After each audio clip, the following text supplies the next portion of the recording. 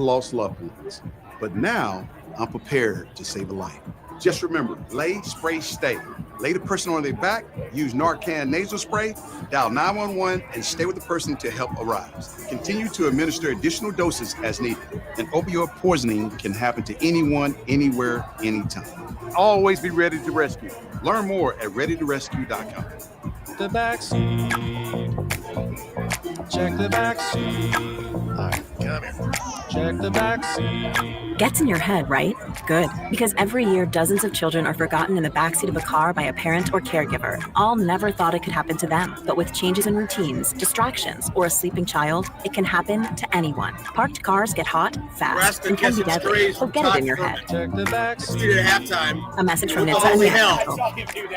KOZ and Bellevue, Omaha, Council Bluffs. This is 1620, The Zone.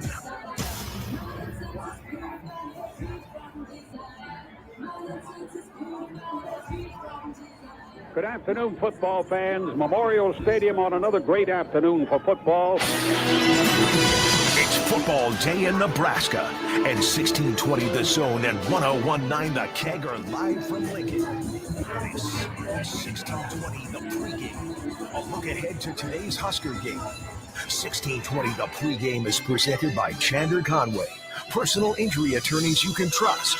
Now from the Blur Parties Tailgate at Memorial Stadium, here's John Bishop and Michael Severe. He's in there, touchdown! For the first time in 26 years, Nebraska returns from a road opener with a win. And today they go for two in a row.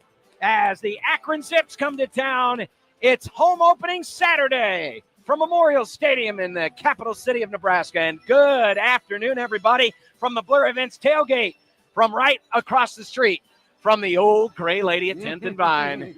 It's John Bishop. It's Michael Severe. It's 1620 The Pregame. So glad that you could join us this season, and special thanks to our good friends at Blur Events for hosting us for every home game this year, and for our great sponsors, Chandler Conway, Nebraska personal injury lawyers you can trust, and Blur Parties. Learn more about all their events and future tailgates at blurevents.com. And not only is it a home opener, it's a night game. And according to Matt Rule, that's the best game. I don't know if there's anything better that I've been a part of in my life than a night game at Memorial Stadium. It's unbelievable. So yeah, Thursday night was awesome. I loved it. Like, it was, Andy Reid shakes all of our players' hands, talks to the team, right? Like, Patrick Mahomes is on the sidelines. Like, Travis Kelce, Taylor Swift. Just the who's who. Our fans showed up. They were so loud. So it was amazing. I just can't thank them enough. I'd love to go back there, to be quite honest, and play another game there at some point. But I love Memorial Stadium, and I love being at home. And even though the opponent, Michael, isn't the best in the world, there's a buzz in the air every time you come to Lincoln, but especially for the home opener, and it's a beautiful day for football. People are really enjoying themselves for a night game atmosphere. Oh, yeah, a ton of traffic. A lot of the lots are already full. The lot I went into, I had to go to the top because all the stalls were filled. So you gave our new acronym for this, you gave a BJWB stat earlier. BJWB. Yeah, that's before Joey was born. You gave one of those stats at the beginning. Yeah, 1999 we got to go back to, which is crazy to think about for this situation. And it's not a great team, obviously, right? But these are the games that allow you to get all the stuff that you maybe didn't get right the first time, to be able to tune everything up, start playing better, figure out some of the mistakes. I listened to Coach Foley talk on Friday at our event. We had our luncheon, and he talked about how all you can do is, how did you do? How can you get better? What'd you do? How can you get better? And then get better. And that's what this is. How did they do? I thought they did pretty well. Others, not so much. Now you've figured out all week how you can get better, and now get better. This is an opponent for the next 2 weeks that, quite frankly, these are games that Nebraska should roll in. Yeah. And so when you look for, especially tonight, coming off the game against Cincinnati, as you mentioned, there were some people that weren't as pleased. Offense didn't finish drives as well. Defense was a little leaky in the run game. Yep. So what do you look for, like a couple of big keys tonight, not just winning the game, but what do you want to see improve from the first game? I think the biggest key is, and this is something that should happen a little bit later in the game, but when those backup running backs come in, will they have success? Will there be holes for them? Will they make guys miss? Are they going to be able to provide some leaky yardage the other way when they get hit? Are they going to be able to break tackles? Are they going to be able to fall forward and get a couple of extra yards? That's a big thing I think a lot of people are looking forward to. And on the other side is Akron wasn't very good versus Wyoming. Their offense really struggled. They only had 3 real successful drives. But if they, for some reason, can't have a successful drives against the defensive line or defensive front of Nebraska, then that would be concerned. So can Nebraska's defensive line shut them down? Can they get some pressure? Can we get some havoc plays? Yeah. If you can't get havoc plays against Akron, you're going to really struggle in a couple of weeks against Bryce Underwood and Michigan. So I want to see those backup running backs, and I want to see the defensive line get some havoc done and be able to stop Akron. Let's get to the warm-up for today's 1620, the pregame presented by Chandler Conway. We'll talk about the runs, not those kind of runs, the football kind of runs. Can the backups shine today? Will they get more playing time? They should. And to Michael's last point, will the defense havoc? We're going to look at the Zips. We're going to take a look at some of their key players. Because, listen, it might be a 34-point spread, but we still got to preview the opponent. So we're going to take a look at some of the Zips' key players. We're going to talk about Dylan. Is he checked down Charlie?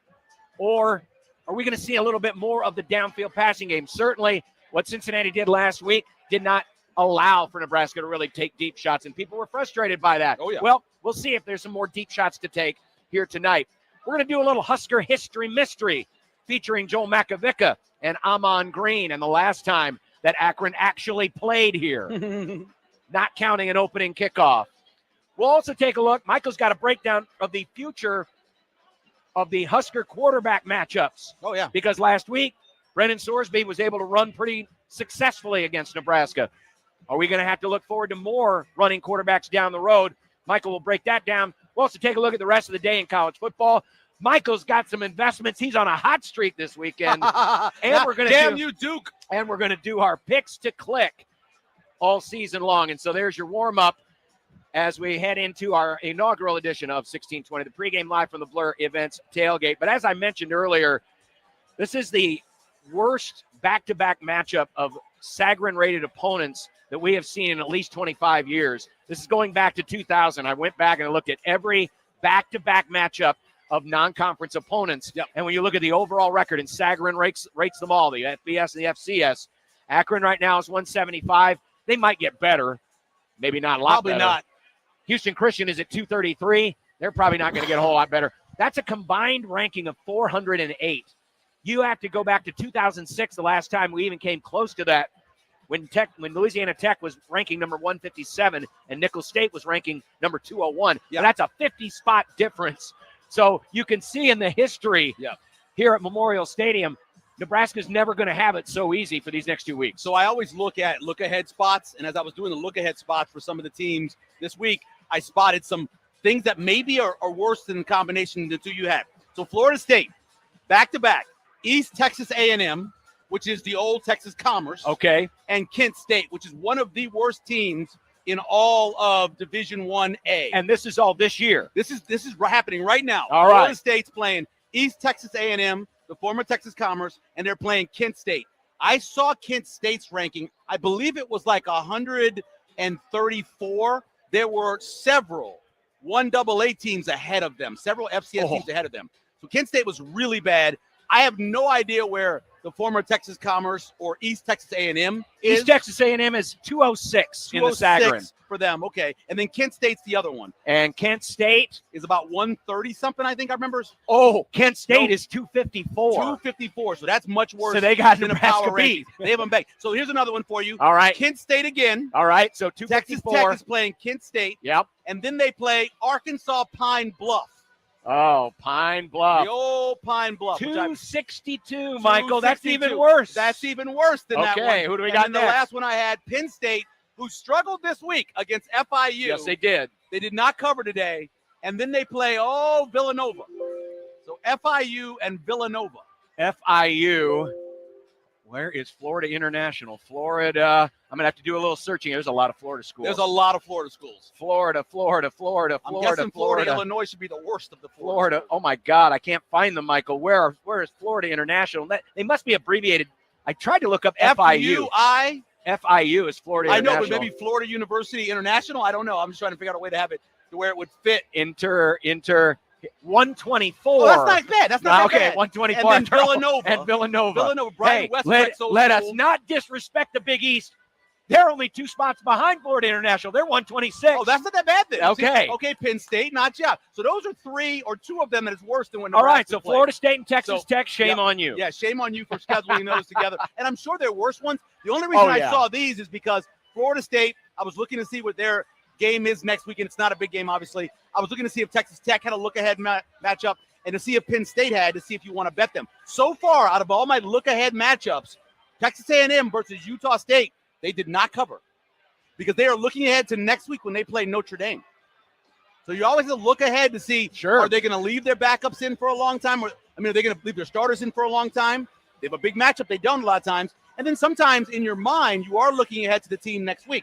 For example, Florida has LSU next week. Yep. So they play USF. Right now, yeah. Right now. And I believe USF is hanging with them. So that is one where you can be thinking ahead. Do you really concentrate on South Florida, your in-state school, or are you worried about next week? It's 3-3, South Florida and Florida, That's early second quarter. 18.5-point line. LSU, again, have Florida next week. They got Louisiana Tech. Tonight. Are they worried about that one? Georgia, Austin Peay, 48.5 points, and they got Tennessee next week. So they got a big one next week. So Georgia's up 14-3, but this game is delayed in the second quarter. Always Southeast Conference delays because of the weather. Yep. And then the last one is Tennessee, who has Georgia next week, as we mentioned. Yep. They play East Tennessee State.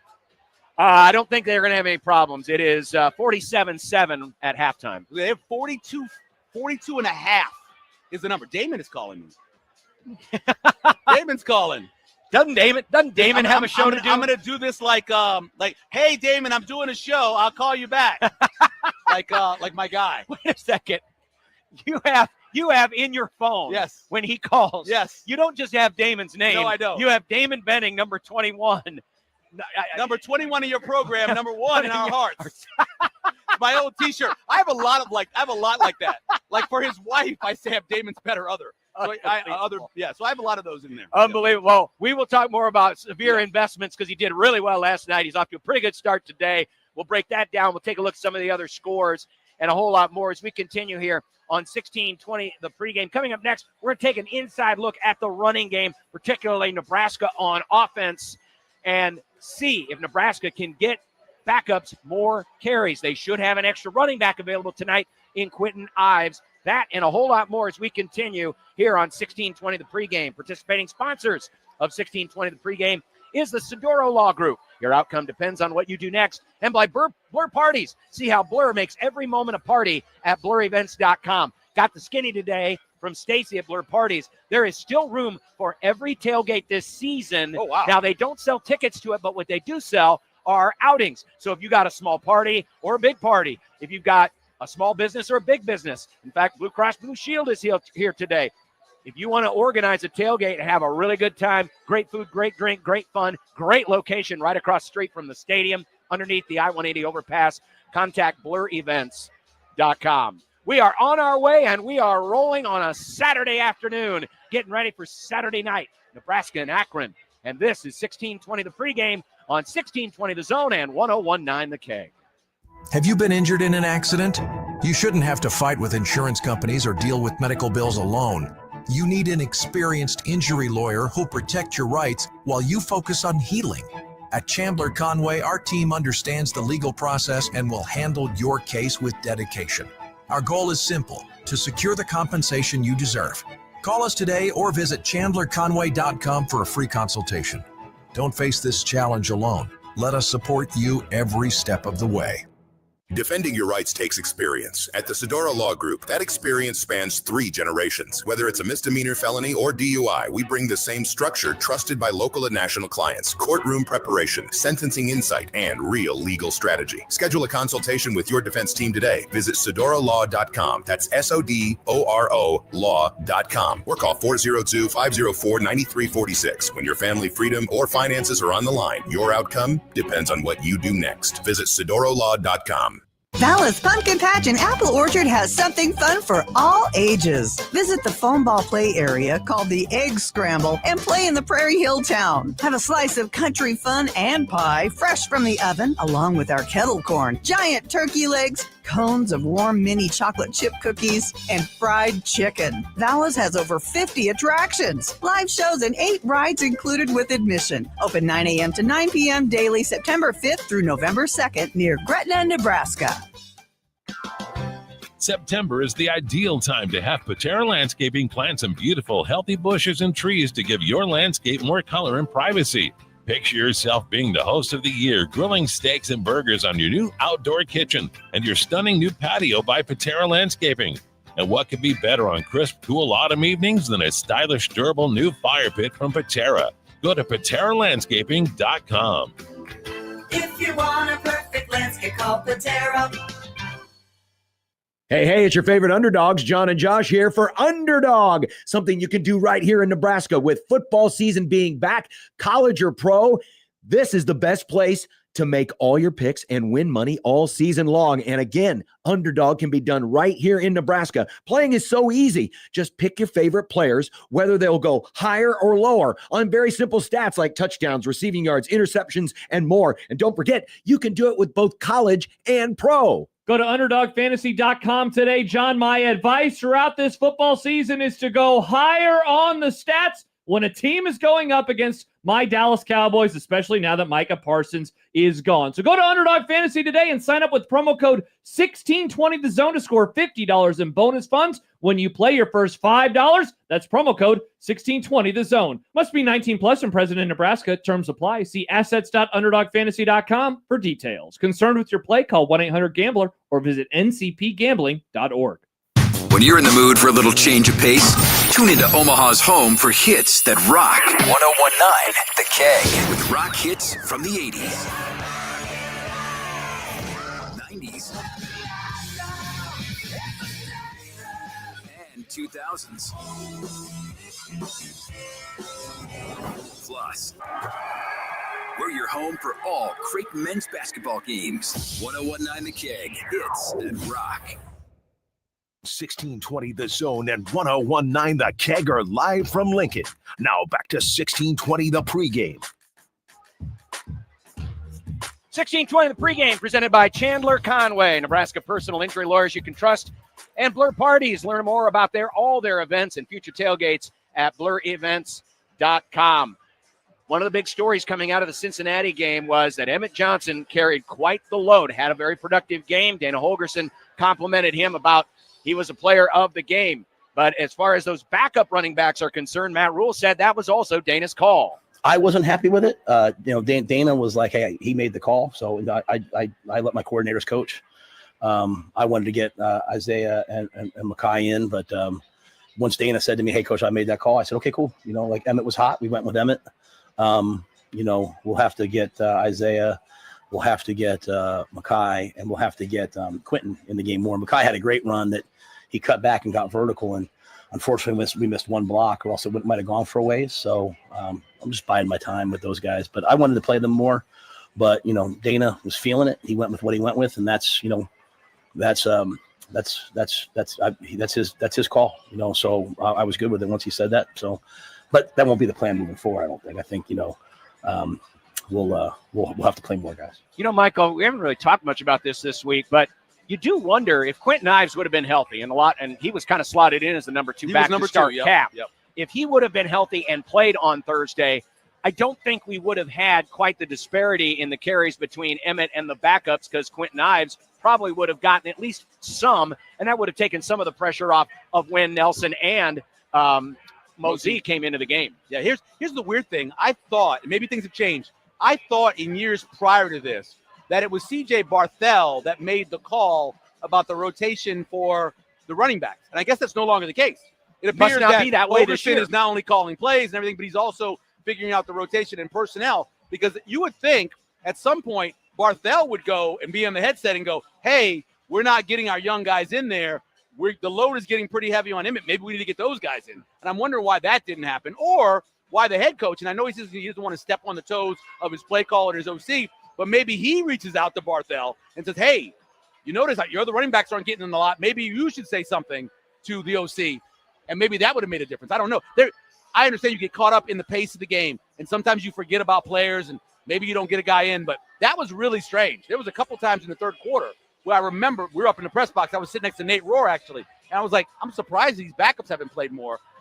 So I don't know what happened there. I guess it's all on Dana now to control a lot of stuff, but does he control the wide receiver rotation too? I mean, what all is he in control of? That is a great point because I've been critical of Barthel the last couple of years. At times, a running back starts to get going and then a quick replacement comes in, but it is a wide disparity between what it used to be and now what it is because Nebraska running backs, and I looked up the usage numbers last year, and this is percentage of plays where this player is touching the ball. So your quarterback is always leading your team in usage because he's always got the ball in his hands at some point, either throwing it, running it, or handing it off. Last year, Dante Dowdell and Emmett Johnson had a 19% usage percentage for the season. Dillon had a 50% usage percentage. But in the Cincinnati game, Dillon was at 58, which comes from the 42 passing attempts. But Emmett Johnson was 44% of usage percentage. That's over double of what he was doing last year. And, of course, he was coming off the bench in most cases. So it was weird. I went back. This goes back to when Mike Riley became the head coach. And I knew Mike Riley didn't have a propensity for running the ball a lot. They had a couple years where he had Steven Jackson, one of the best running backs in the history of the program at Oregon State. And people were like, well, look at they did it then. Like, look, I don't think it's going to happen. So I went back and I looked to see when you had the least amount of percentage touches by your running backs, right? Now, obviously, Eric Crouch year. That was the year because Eric touched the ball so much and he ran the ball so much. Yes. You had to go back to like when Kenny was the running back. You had to go back that far to figure out when was the biggest disparity. Like, how many times did the running backs get it? How much did the ball get thrown? It completely flipped when Riley was here. Riley had a couple years where the running backs barely touched the ball considering what you'd expect and what they did in terms of passing the ball. I hope that doesn't happen here because this is a team that has to run the ball. And I know Dana Hokerson said to me on the interview for Big Red Wrap-Up, we're going to run the damn ball. And so I take his word for it. You're going to have to run the damn ball in this league eventually, and he's got to have help. So it cannot be a percentage where the usage is that high on Emmett Johnson. You just can't do it. I don't care how much he weighs. I don't care how much muscle he put on. There's no way in the world he can deal with that punishment. Well, and we're taught usage percentage, of course, also includes the receptions. Yes. He was targeted 10 times. Yeah. He had 7 receptions. Just for 26 yards. Yeah, it wasn't a lot. I mean, that's last year when they kept trying to throw those screens and stuff and they couldn't get any yards. If you get 10 targets and you're getting less than 3 yards a target, that's horrible. Who do you think is the second running back out tonight? Mackay? I think it's Nelson. Yeah, I think he won the job coming out of camp, and so won the chance to be able to come in and do that. And we saw him come in first. Now, although I will say this, Mosey is used in other ways too, right? So they had him come on kind of like a jet motion. They had him come in as a slot receiver. So maybe Mosey comes in before Nelson does, but not lined up in the backfield. Is it possible, and we haven't really talked about this, but Janiron Bonner down for the season. Yeah. He had such a utility role because he could have been, he could play running back. He was blocking fullback, tight end, H-back. Is it possible that Mosey could take up? You're not going to find one person to do everything that Bonner does, but combination of maybe a tight end and Mosey could maybe that take up for some of that lost production that you were going to expect from Janiron. Yeah, I think also Harburg is a guy that could do that, right? A tight end to do it. But the guy who's built athletically to be that way is Carter Nelson. Yeah. And remember, I told you guys before the season started, I didn't expect a lot from Carter Nelson this year, mainly because I thought he had 2 tight ends ahead of him, coming off of those surgeries on his hips.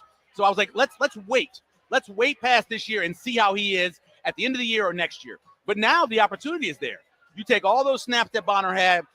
If you want to find a guy who can be a really good H-back, if you want to find a guy who can catch the ball in the backfield, if you want to find a guy who is athletic enough to be able to rotate and come over and do some blocking, who's that? That's Carter Nelson. So really, I would say Carter Nelson getting the majority of exactly what Bonner did. And then on the other hand, Mosey getting some of those snaps. Assuming that Nebraska's up big and starters are starting to get pulled in the second half, I kind of get the feeling that they might, I don't want to say overcompensate, but we'll see a lot of runs in the second half, and we'll see a lot of those guys getting that opportunity. What's a good number tonight for Emmett Johnson in terms of touches. I was looking through on FanDuel and seeing what these numbers were and see what the percentages were and what they had in terms of the money, the plus money. And you got to get all the way up to 85 yards to get to plus money for Emmett. So obviously Vegas believes that he's going to get his touches, he's going to get his chances. I think he should have fewer than 15 carries. I don't think there's any way in the world you should go against, I say touches. He shouldn't 15 have touches. 15 touches against Akron. If you need Emmett Johnson to do that much work against Akron, you've got other problems. It's like that commercial where hey, you know what? Our detergent gets the blood out of your clothes. You got bigger problems than just the right detergent if you got that much blood in your clothes. If you got to use him that much, there's also another problem. So I would say if you got him 15 touches, say you got him 12 carries and 3 catches out of the backfield, and then he goes to the bench, and hell, he could have 60 total yards, and I'd be fine with that. He's not on a Heisman campaign.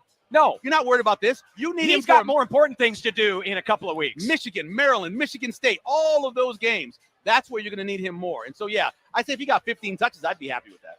Well, speaking of the running game, of course, it's the big boys up front that get the job done. And the position that everybody has been focused on this entire camp and entering the season has been that left tackle spot. Here was Matt Rule earlier this week talking about that very liberal rotation at left tackle for Cincinnati. Yeah, we're not going to be a 3-man rotation real long, but, I think everybody had some good plays. Everybody had some plays like back. I mean, sort of some of the things I talked to you guys about one last week, held true, right? So, we false started at the 1-foot line, but there were also a lot of good plays too. So, we just felt like everyone deserved a chance to play, and we wanted to put it on tape. I think sometimes you have to see your team versus other teams to see exactly what you're doing well and not doing well.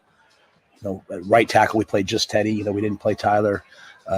So we'll go through this week. I think the good thing is I think everyone knows that we'll rotate. So they all have to have a chance to compete and practice. And as a player, that's all you can really want is a chance to compete. So we graded the tape, and we'll just kind of look at it this week too. Yeah, he is exactly right. Evans, Spindler, Prohaska, Lutovsky, all 78 offensive snaps. Yep. But Pritchett, 33, Corcoran, 26. Interesting that Gatula started last week, is starting tonight. He had the fewest number of snaps. He had 23 snaps last week. Pritchard, 2 of his drives were the longer drives they had. That is true. So he got more snaps. I think one of them was a 10 or 12-play drive, and so that helps him get more numbers. Do you think that maybe helps him in terms of, and I know he had the penalty, a lot of people have focused on that. Yeah. And we talked about this yesterday on Unsportsmanlike Conduct. Your problem with Pritchett isn't his run blocking. No, not at all. It is his pass protection. Yeah, I worry about, like I always say, I don't want my left tackle to get my quarterback killed. I do enough to make sure that the running game is solid. I want you to make sure that you keep those guys, that usually the best pass rusher, off my quarterback. And too many times, and this happened, this is not just what we've seen in practice or we saw last week. Go back to Alabama. There were many times where Milroe had to get out of the pocket because the guy that got beat was Pritchard. Mm-hmm. So this isn't something new. This is something that goes back to last year as well. There's a reason why his grades were so low as a pass blocker. So I want the guy who I feel secure in protecting my quarterback, and I think Gatula is that guy. But Pritchard is obviously very talented. We know he was projected as a first overall pick going into his freshman year. Going into his freshman year, looking at the 2026 draft, he was projected to be a first-round pick. He obviously hasn't lived up to that, but the talent's obviously there coming out of high school, so I wouldn't be surprised if he ends up as the starter. I have a lot of people tell me that he should be the starter. I just don't have I don't have confidence in his pass blocking, blindside blocking. Is it a technique issue? Is it simply just a technique issue, or is he a little slow? It was 3 or 4 different things. Once he got simply just bull rushed. Yeah. All right. So that's him having good balance and being able to use his strength. Another time, as I mentioned, he got long arm to the inside shoulder where he got turned and got put back. That's a little bit of that's both technique and strength. And another time he kind of got ran around. So that's footwork, right? Yep. There's a couple different reasons why that happens to a guy. And my big thing is I think it's concentration. I think he's got a concentration issue. And I'm not ripping on the young generation, but there's never been a generation ever in the history of the planet that's got less concentration than this generation, and it's not their fault. Take away the iPad. It's not their fault. Take away the phone. There's a lot going on. Take away the video and game. So I wonder how much of it is just he loses concentration. Yeah. And the one place you cannot ever lose, well, 2 places, safety and left tackle. You can't ever lose your concentration because you're the last man back there for a touchdown, and you're the guy blocking on the blind side of your quarterback, which is your right-handed quarterback. So I worry about him back there. I worry him at left tackle. My gut tells me, and you heard Matt Rule in that clip from earlier this week say, we're not going to do this rotation for long. Yeah. I still have a feeling we're going to see it tonight. Yes. We may even see it next week. Right. I can't believe that this is going to continue in 3 weeks' time against Michigan. Do you ever remember seeing? We've combined watched 100 years of football. Yes. Right? And I don't ever remember anything, not 3, maybe 2. Yeah. And we're talking about before the conference season starts. Yes. Or like what Nebraska did. They were talking about this in 93, 94, where they had really good depth. So the 4th drive of the game, whatever, they brought in a guard and they rotated him out, and maybe Verzal got some time or whatever, like Hoskins got some time. Yeah. Never at left tackle. No. Never the 3rd highest paid position in football. Never that spot. Left tackle. Never that spot. It's the quarterback, it's the best pass rusher, and most times it's your left tackle. Yeah. And I've never seen this before, so it can't keep happening.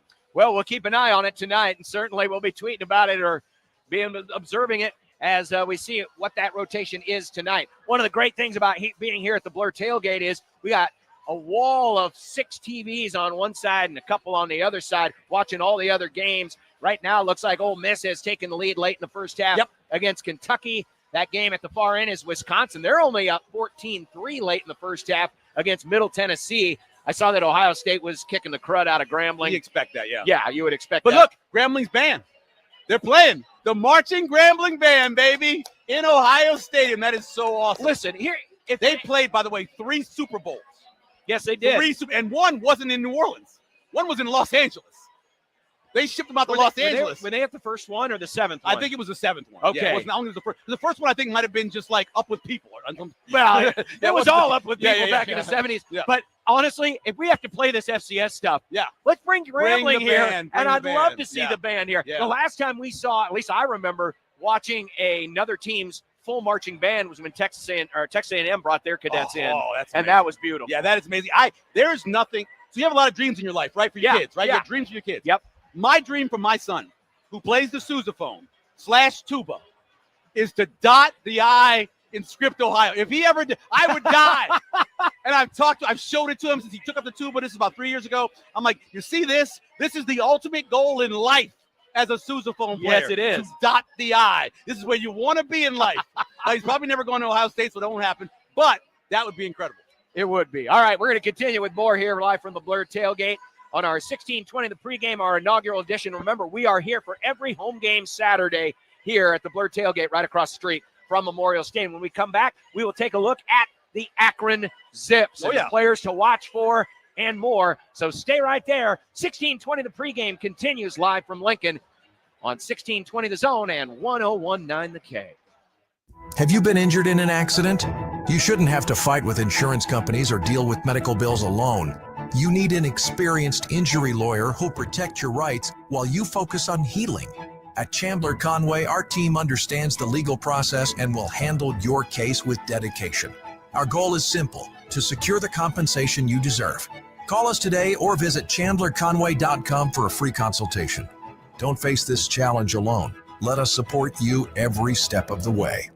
A consultation at Sedora Law Group isn't a formality, it's a strategic session with experienced trial attorneys who've handled felony charges, DUI cases, and complex litigation for individuals and corporate clients. Experience matters. At the Sedora Law Group, that experience focuses on what matters most in court: posture, presentation, and legal credibility. Schedule a consultation at sedoralaw.com. That's SODORO law.com. When your family, freedom, or finances are on the line, your outcome depends on what you do next. Visit sedoralaw.com. Hey, it's your favorite underdogs, John and Josh here for Underdog, something you can do right here in Nebraska. With football season being back, college or pro, this is the best place to make all your picks and win money all season long. And again, Underdog can be done right here in Nebraska. Playing is so easy. Just pick your favorite players, whether they'll go higher or lower on very simple stats like touchdowns, receiving yards, interceptions, and more. And don't forget, you can do it with both college and pro. Go to UnderdogFantasy.com today. John, my advice throughout this football season is to go higher on the stats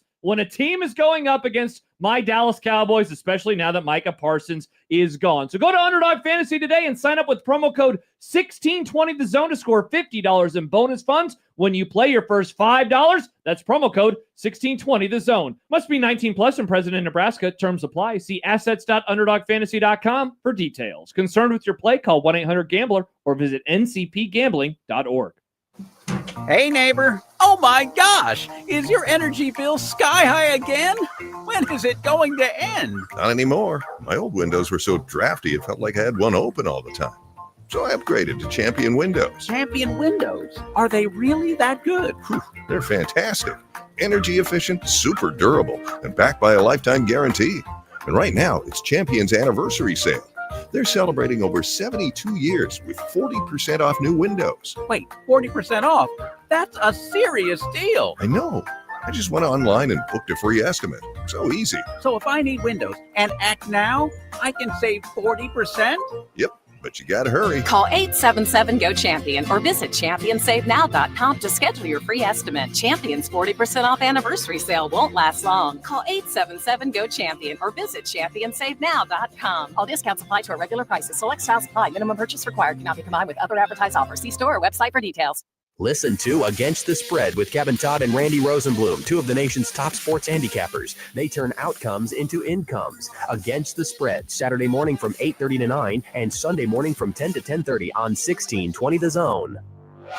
1620 The Zone and 1019 The Keg are live from Lincoln. Now back to 1620 The Pregame. Back here at the Blur Parties Tailgate, Matt Rule earlier this week on the Akron offense. They utilize a 2-quarterback system. They look to the sideline / use the headset at a high level, see what you're in, try to attack it. Ton of skill. You know, the Patrick kid played really well last week and then left the game. I have no idea if he'll, if he's available or not, but he's an excellent player. You know, they'll use both Finley and Johnson at quarterback. They can run the football. So they have a bunch of dynamic stuff, and it's they're running 3-level passing concepts with run plays and speed sweeps with corner routes. I mean, the level of discipline. They have every pick known to mankind. So if you want to play man, they're going to pick you, and legally, but pick you behind the line of scrimmage. So it's just a ton of really hard stuff. You know, if you go back and look at them last year, he came on strong at the end of the year. You know, beat Toledo, which is hard to do. So he's an excellent football coach. They have a good team. This is 1620 The Pregame, presented by Chandler Conway, Nebraska personal injury lawyers you can trust. And Blur Parties, learn more about their events and future tailgates at blurevents.com. So we heard what Matt Rule had to say about Akron's offense. They got famously shut out last week. Yep. But when you look at their concepts, he talked about the picks, the legal picks behind the line of scrimmage. Those are rubs. Rubs. If they're not picks, they're not. Coaches who get burned by it like to call them picks. Because defensive-minded guys like Matt Rule like to call them picks. And he says they're legal. So then they're rubs. They're not picks. But yeah, the smash concepts are it takes us all the way back when we first started watching the West Coast offense. Yep. When they used the umpire to screen you. Yep. When they use those crossing routes to make sure that you had to go around the other tight end or wide receiver. They're perfectly legal, and normally they work pretty well. Akron, they did not work well. I have done since 2019. I did film study on the opponent. That's what I call films. So I go back and I watch usually a couple games or just a game before. The shortest film study I've ever had to do was the Akron-Wyoming game because there were so few possessions, and Akron had 4, 5, 3-and-outs, so it was really easy. There's not a lot to talk about. No. The best player on their offense is their punter. He had 6 punts. He averaged 49.5 yards, had a 63-yard punt, had 3 inside the 20. He's their best player. If that kid Sean Patrick's not playing, which Coach brought up, and I can't find anything about him, he was really good in the first half, but didn't play in the second half because he got banged up. Caught the ball out of the backfield, ran the ball pretty well. He's a true freshman. If he's not playing, I don't know what they have after that. And then a guy that I like is Terrence Thomas. Watch out for him on kickoff return. If Nebraska scores as much as we think they will, then he's going to return a lot of kicks. He looks good. He didn't have a big yet, like a 24 and a 25-yarder, but he looks like he could break one. So watch him. But other than that, on offense, there's Michael Johnson, who's the Wildcat. You know, you got to make sure that you worry about him faking and not running but throwing sometimes. But other than that, there wasn't a lot to write down. Just wasn't on offense, at least. So they're going to rotate quarterbacks. Johnson, as you mentioned, he's one of the running quarterback. Yeah. He came in, ran it, I think, 4 times against Wyoming. 4 times for 21 yards. Sometimes in a game like this, when you know that you're completely a backs against the wall, you're going to throw something weird at somebody. Oh, sure. And Joe Moorhead's a good offensive coordinator. He's got a good offensive mind. He was at Penn State. He was at Mississippi State. He does have some creativity in there. Should we expect anything unique or different tonight that Akron already isn't doing? Well, I think obviously you're going to, or can they? You're going to pull out every single stop. Yeah. But what Oregon has to do today is stay healthy, not get blown out. Yeah. And then concentrate on their MAC schedule. Even though it's not going to make any difference, they can't go to a bowl game, they can't go to their conference championship game. But I think their goal, I'm sure they come in here thinking, you know what, anything can happen. We can come here and win. I'm sure when Northern Illinois came in here, or when Troy came in here, when Georgia Southern came in here, Southern missed when they came in here. I'm sure most people said there's no chance they're going to win, and they won those games. There's a chance. But, I mean, I wouldn't be surprised. The trickeration, I'm going to say this very slowly. The trickeration will come from Nebraska. You think Nebraska's going to throw out some weird wrinkles? There will be a trickeration play from Nebraska in this game. Now, the only way it happens if Nebraska goes to fourth down. That's your hint. Okay. They go to fourth down. Okay. There will be a trickeration. Now, if they don't ever go to fourth down, there will not be a trickeration. The need for it. Then there won't be a trickeration. But yes, I don't know. I don't know what they can do. Like I said, there's not a lot of talent. There's not a lot of talent at the wide receiver position. Michael Johnson should have some skill based off of what he looks like athletically. Ben Finley has never impressed me. I think Ben Finley's been around since your kids were born. Yeah. He's been around for a very long time, or maybe he has a brother named Ben Finley who came along before him. But I've heard his name for quite a long time. He's never impressed me. So I think the key to what Akron can do well is, can they force some turnovers, get some short fields, maybe get a sack or two on Dylan Raiola's short fields again. Maybe that's a possibility, because that's where they're best. They're not bad in terms of bend but not break, and their front seven can actually get after you a little bit. So, well, here was Matt Rule talking about defense. Here was Matt Rule on Akron's defense. You look at them defensively; they're stout, they're physical, they're strong. Their D-line plays with tremendous energy and explosiveness. They don't give up big plays. I know they give up some yards, but the amount of yards you give up is like the most, or the amount you gain is like the most unimportant stat, really. It's really points per play, and expected drive success and all that. So the defense held them to 10 points. So it'd be a lot of things for us that challenge you from an X and O standpoint. You know what I like about Matt Rule?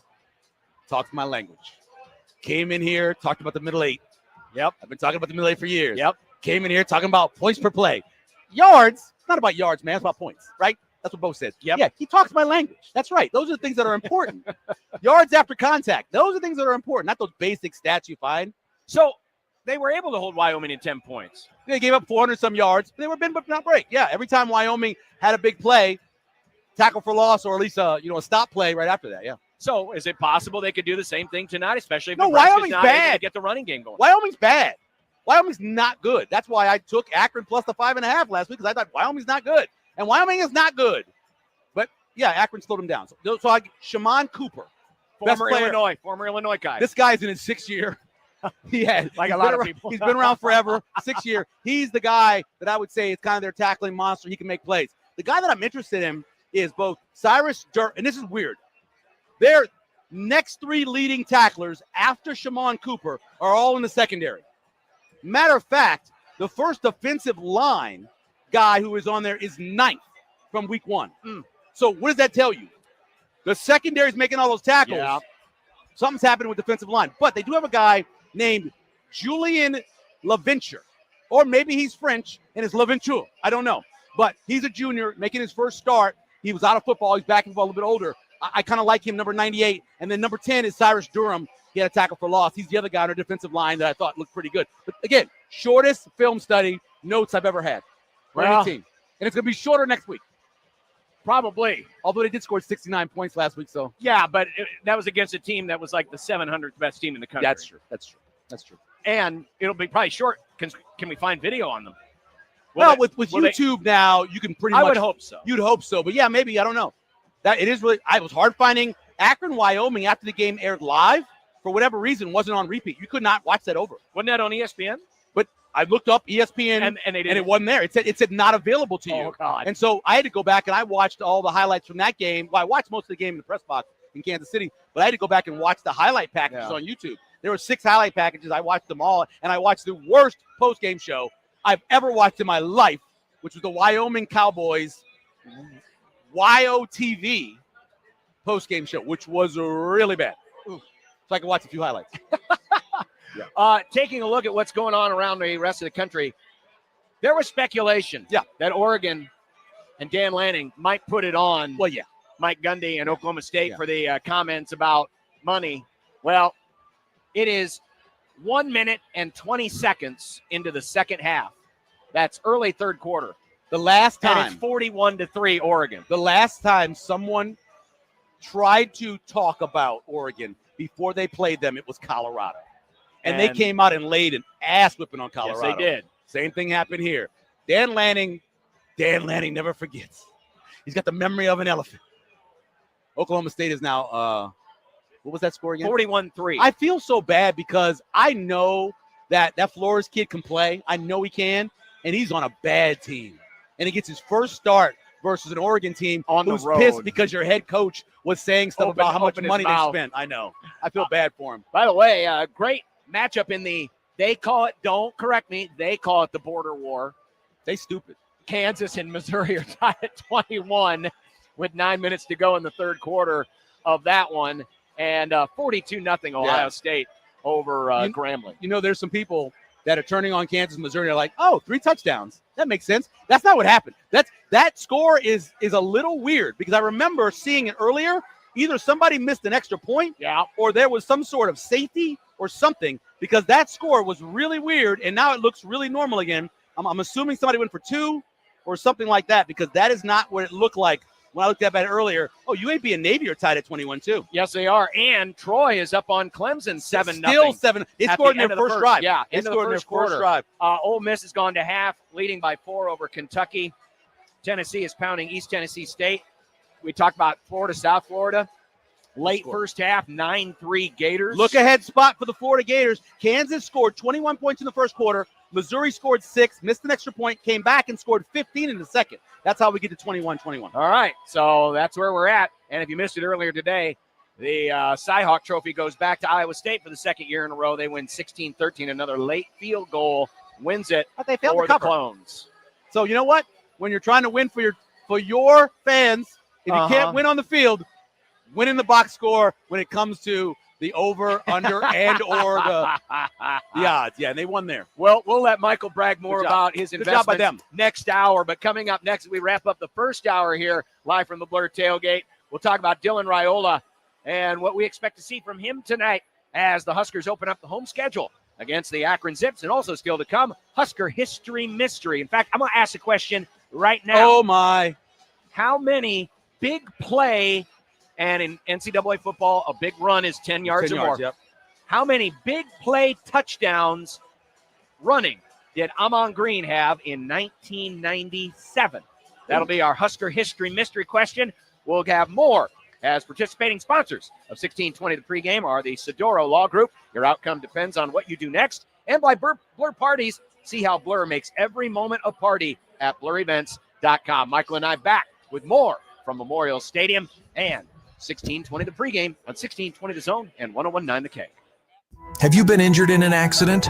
You shouldn't have to fight with insurance companies or deal with medical bills alone. You need an experienced injury lawyer who'll protect your rights while you focus on healing. At Chandler Conway, our team understands the legal process and will handle your case with dedication. Our goal is simple: to secure the compensation you deserve. Call us today or visit chandlerconway.com for a free consultation. Don't face this challenge alone. Let us support you every step of the way. A consultation at Sidoro Law Group isn't a formality, it's a strategic session with experienced trial attorneys who've handled felony charges, DUI cases, and complex litigation for individuals and corporate clients. Experience matters. At the Sidoro Law Group, that experience focuses on what matters most in court: posture, presentation, and legal credibility. Schedule a consultation at sidorolaw.com. That's SODORO law.com. When your family, freedom, or finances are on the line, your outcome depends on what you do next. Visit sidorolaw.com. Oscar's Pizza and Sports Grill is always looking to make your game day bigger and better. Cheer on your favorite team this season in front of a 22-foot LED video wall showing up to 8 games at once. TVs are everywhere else you can look with a state-of-the-art audio and video system. Enjoy a big old pizza or award-winning char-buffed wings. There's just no better way to do your game day. Oscar's Pizza and Sports Grill, 173rd and West Center Road, and for takeout at 162nd and Maple. Brent Rasmussen of Mortgage Specialists. You read the news and you hear so many things about tariffs, trade deals, stock markets coming down, and then going right back up. How do you make a decision to buy a home with all that uncertainty? I'm Brent Rasmussen, a mortgage specialist, and if there's one thing I know, nothing is certain except uncertainty. Even though the housing market nationwide might have cooled, Omaha is still a great place to buy a home. But it helps to have a good guide like Mortgage Specialists. We can help you make a plan that works for you, your family, and your future. Because nothing's more reassuring than when plan A may not be right for you, there's a solid plan B right there, ready to go. How's that for a little certainty in an uncertain world? Give us a call at Mortgage Specialists. Click mtg-specialists.com. NMLS number 5918, Equal Housing Lender. Hey everyone, Jimmy Allen. And John Schreiner. If 6A to 6P isn't wild and crazy enough for you, then we have the approach that no one else is bringing to the table, like who would win in a fight between a taco and a grilled cheese sandwich. From hot take to wild conspiracy theories, we have you covered. But we're also covering the usual suspects like the Huskers, the Jays, the Bruins. From the NFL and everything else, we're giving you the most unique coverage of high school sports. Join us from 6 to 8 p.m. as the sports schedule allows. Brought to you by Bellevue University and Pyramid Roof Contractors on 1620 The Zone. 1620 The Zone and 1019 The Keg are live from Lincoln. Now back to 1620 The Pregame. I think anytime you throw the ball 42 times and we don't have a turnover, I'm going to say the quarterback played well. You know, I think there's maybe 3 plays he'd like back. The 4th and 2 that we didn't get. He made an aggressive check, which is part of the game. And I think if he would have just stayed with the play, he'd be the first to tell you that. So he said that. But I love that. I love the fact that he was aggressive. Like, we want to play that way. Like 4th and 2, we put the ball in his hands. He went and got it. I think what Dylan showed us was the maturity. Like, he's got Patrick Mahomes there, which he obviously respects and is friends with. And he's not out there. He wasn't out there trying to make cowboy plays. He was playing quarterback. And that's what I want. Like, guys, we give him a ton of freedom. He has more freedom than most quarterbacks in the country probably have. And so, and he's right most of the time. And, he's right more than I would be. So I'll take it. So I thought he played excellent. Matt Rule earlier this week talking about his quarterback, Dylan Raiola. This is 1620 The Pregame, presented by Chandler Conway, Nebraska personal injury lawyers you can trust. ChandlerConway.com and Blur Parties. Learn more about all their events and future tailgates at blurevents.com. You heard it there in that clip, Michael, talking about the freedom that Dylan has. Obviously, you think about audibles, but you also think about the decisions to make, choice routes, things of that nature. Yeah. When he talks about freedom, what do you think he's referring to specifically with Dylan? Well, one of the goals that Hogerson had coming in when he took over, and he said this to us in the press conference, said it to me when I interviewed him for Big Red Wrap-Up, is that, you want to get the plays in, you want to get a really good pace going, and that doesn't mean, seconds per play or whatever else. That means you get the play in, and it allows Dylan to use his big brain and look around and figure out where's the best matchup for them. Once that 15 seconds hits, Hogerson can't talk to him anymore. Now it's on him. So I think that's the big part of it, one of the biggest parts of it. I think the one thing, and this is something I've said about Dylan since I first saw him play, is that there are times where I want him to rip it. I want him to grip it and rip it. And this is something, by the way, Arch Manning has an issue with as well. Mm-hmm. Grip it and rip it. They want to, put touch on the ball, down the field. The windows aren't that big. The windows aren't. And you've got to be able to throw the ball in there, get it between the safety or the corner or the linebacker who's dropping in the coverage, and I want to see him do that a little bit more. I think brain-wise, he's fine. He's fine. I was thinking about this last night. There's only a handful of quarterbacks, because of what Dylan's potential are, in the Power Four that I would trade him for, right? One of them would be this Jalen Daniels kid. Yeah. I love watching him play. Really good. He's incredible. But there's not a lot of them I would trade him for because of what the potential is in his junior year and if it's senior year's here and what he can do brain-wise. But he's got to be able to throw that ball in there. You've got to take the time to say to yourself, I have to be the big-armed, slinging quarterback, opposed to saying, well, I'm going to throw this over here and put – no, man, gun the ball in And when there. you're talking about gripping and ripping it, it's not necessarily, hey, let's take it downfield. No.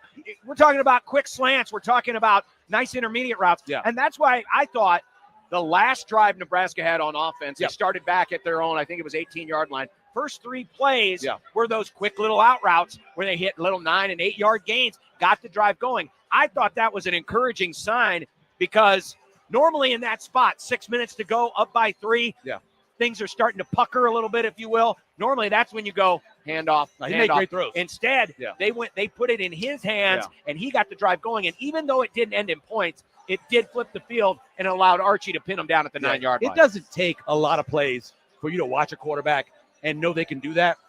Bryce Underwood in the first drive against New Mexico, he threw that out to the far side of the field. He was on the boundary side, threw it all the way to the field out, and I went, oh, yeah, he can throw it. He can throw it. And he did it a couple times during the game. He threw one where the safety was kind of hanging out there in a spy position. The linebacker had dropped back. The corner was just on the inside of the wide receiver, and he threw it in that triangle in the middle. And I was like, okay.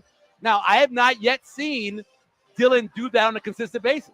That's the throw he's going to have to make.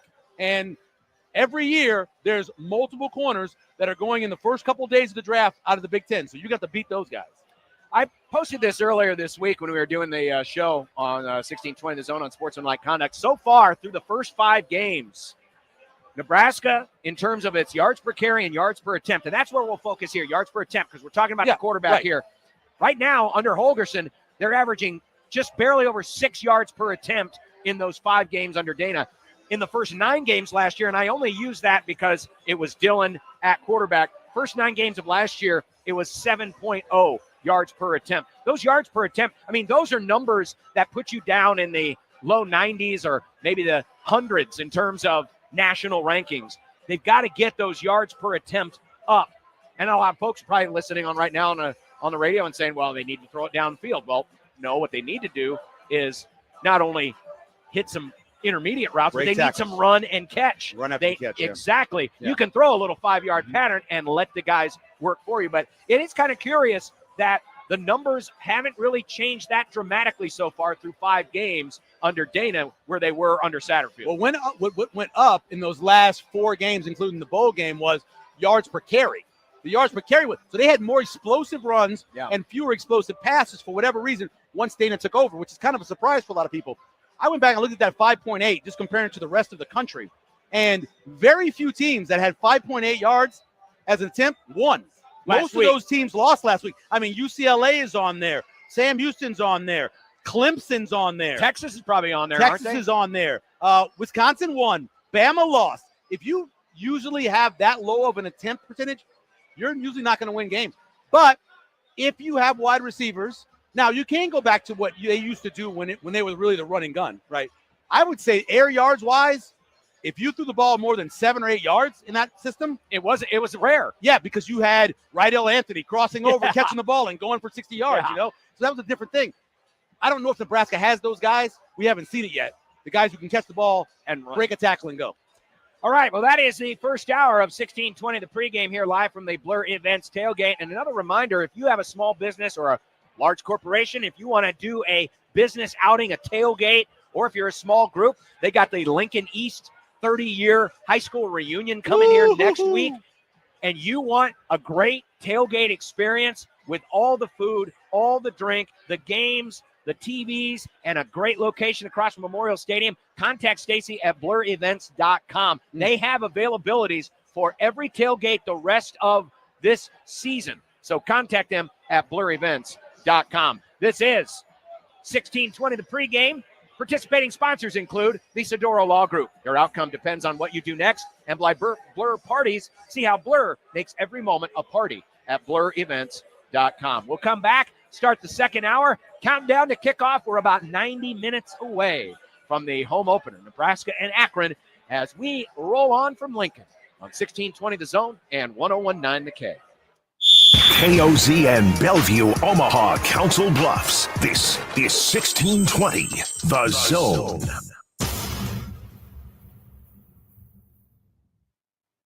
Have you been injured in an accident?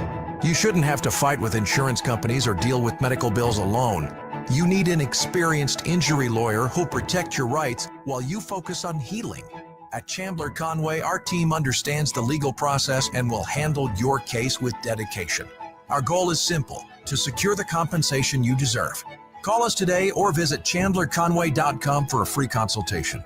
Don't face this challenge alone. Let us support you every step of the way. Nebraska Veterans Aid is here for veterans and dependents facing unforeseen financial emergencies. Get assistance with food, fuel, shelter, clothing, transportation, and even funeral and medical expenses. If you're a veteran facing a financial emergency, apply for Nebraska Veterans Aid through your county veteran service officer. Learn more at veterans.nebraska.gov/NVA. Sponsored by the Nebraska Department of Veterans Affairs, aired with the Nebraska Broadcasters Association and this station. Oh, could this vintage store be any cuter? Right? And the best part? They accept Discover. Accept Discover? In a little place like this? I don't think so, Jennifer. Oh, yeah, huh? Discover's accepted where I like to shop. Come on, baby, get with the times. Right. So we shouldn't get the parachute pants? These are making a comeback. I think. Discover is accepted at 99% of places that take credit cards nationwide.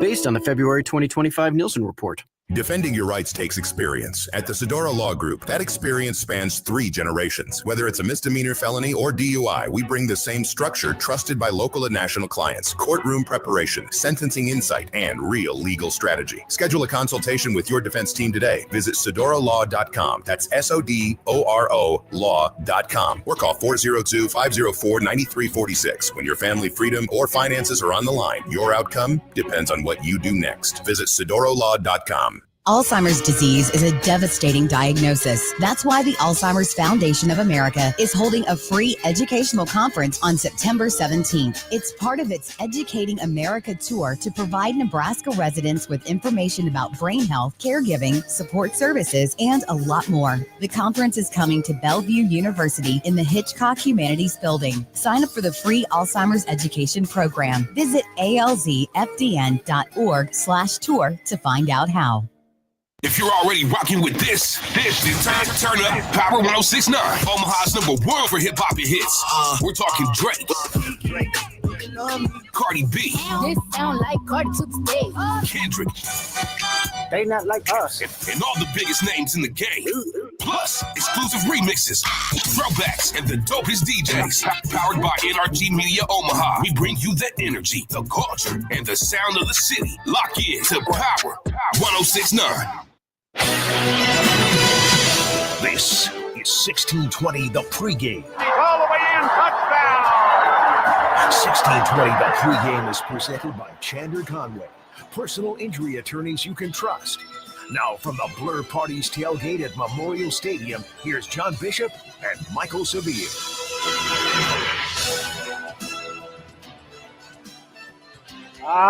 The old gray lady is getting filled up.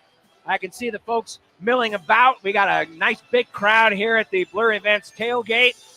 Looks like they even got the souvenir truck across the way. I didn't know they put that over there. Yeah, they also have there's a beer or liquor alcohol truck over here, like called the Tipsy Lipsy. Have you seen that over there? No, I haven't been on that side yet. So I think it was there last year too. It's off to the side, and they're able to do that? I guess so. People are. I thought this was a dry campus. I'm watching people walk away with alcohol. Well, it's in a parking lot that is owned by the University of Nebraska. Welcome to a new era, folks. It's a new era. That's right. Welcome to a new era. The big mystery tonight might not be the final score. It might be, will they sell out of the 121,000 cans of beer that they have prepared for tonight? By the way, a quick shout out. Close, they will. If the game's close, they'll sell out. If the game's close, I think they're going to be too nervous and sitting in their seats. People are going to want to get drunk if the game's close. Quick shout out to our friends at Blur. This is the debut of the Cornhusker Crusher, which is the official craft beer. The Huskers on sale in there as well as all of the other great favorites. Well, welcome to hour number 2 of 1620, the pregame. John and Michael with you. Craft. And we'll be here. Craft beer. Craft beer. Craft beer, yeah. What'd I say? Craft beer. I said craft. I said craft. You said it twice yesterday.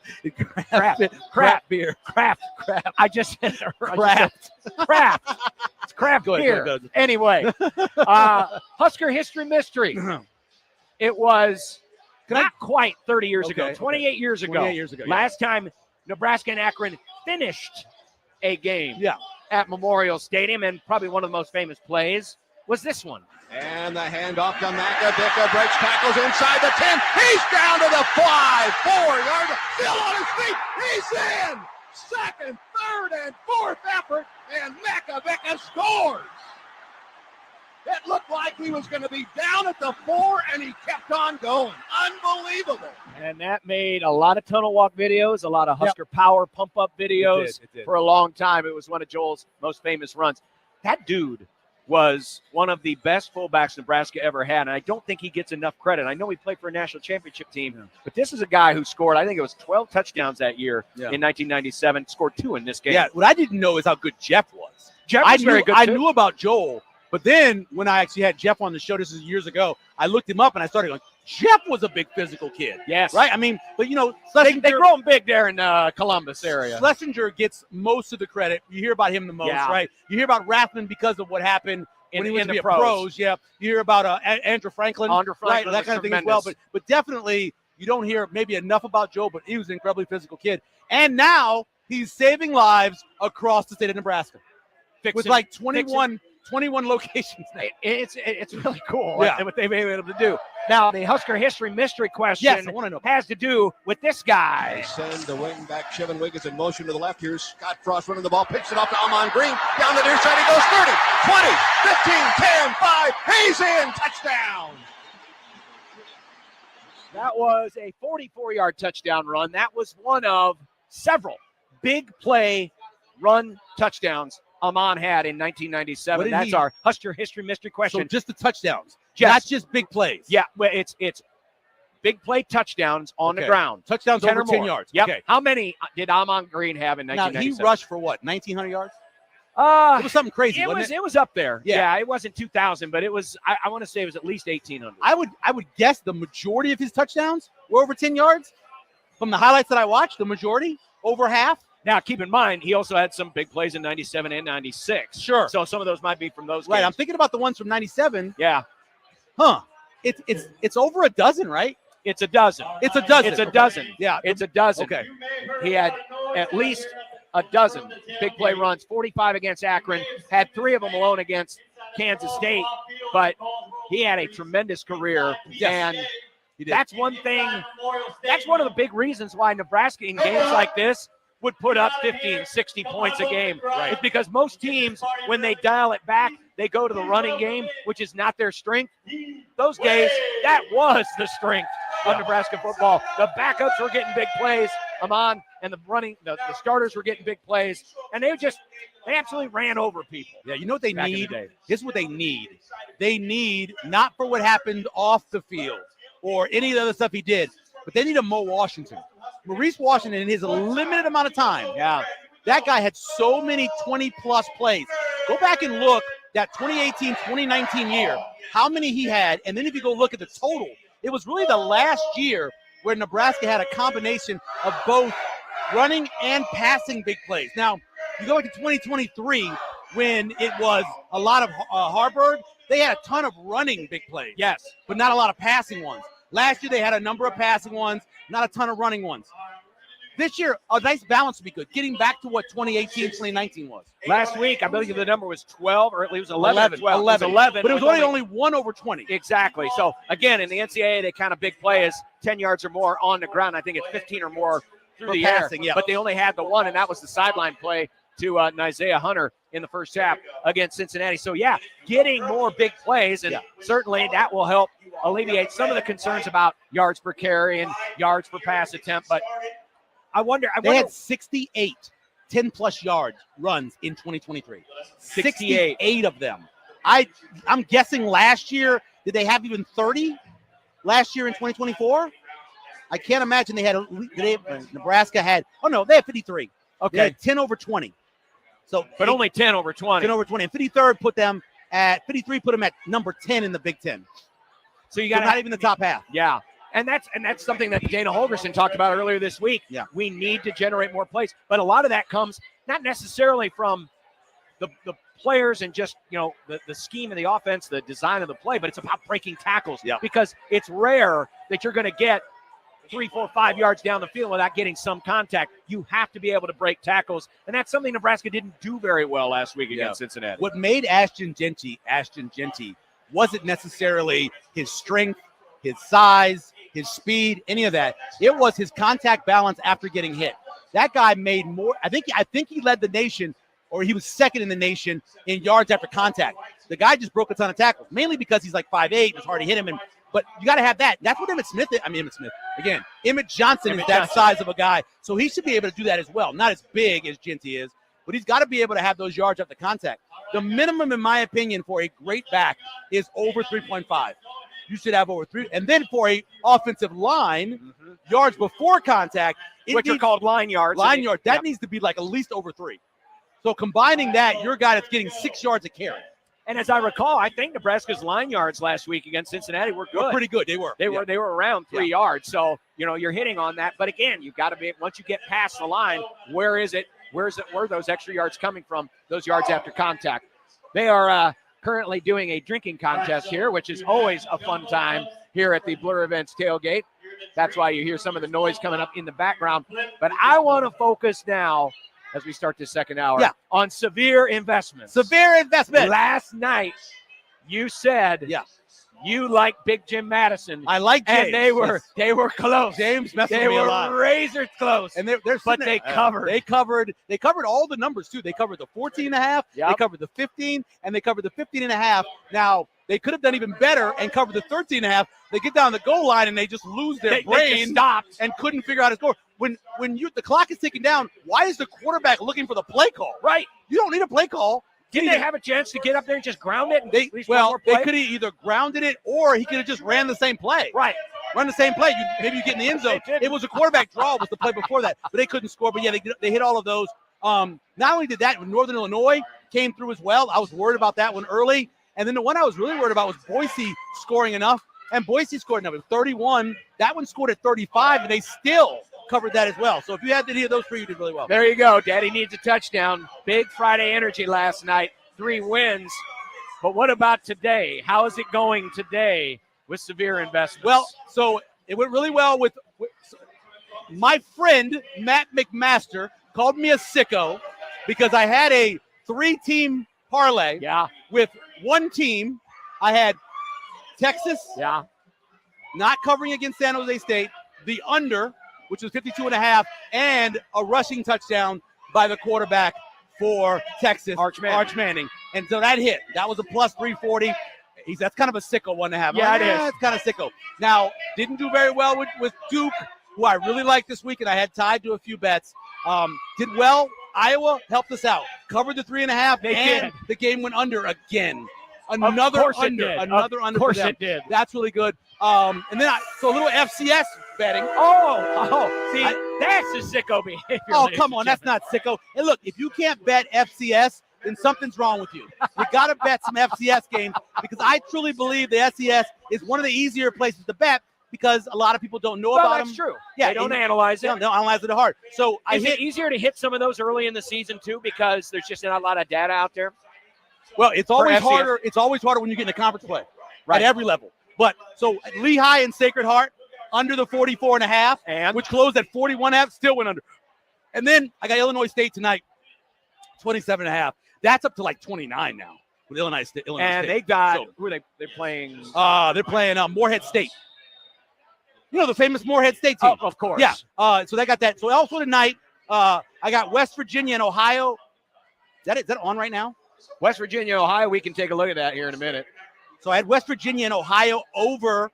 I think it went up to I had 60.5, but I think it went up some. There it is. So it's only 27 right now in the third quarter. So that's not looking very good. I mentioned the San Jose, Texas. Liberty lost. Those jerks. Got Virginia Tech. Akron plus 35. So you got them at 35. I got them at 35. Yeah. So that one feels pretty good. I got Kansas. That's one that I still have sitting out there. I'm getting 6.5. I'm getting 6.5 with Kansas. And then I have my favorite is the anti-Pac-2 picks.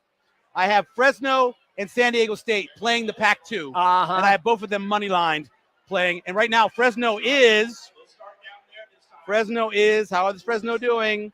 I normally would be watching this very closely, but I'm doing a show. Fresno is trailing by a point. 1. Yeah, 21-20 in the third quarter. So boo Pac-12, back 2, whatever they call them now. Now, by the way, on the YouTube comments section, somebody called you out, Troy thought he liked Kansas City.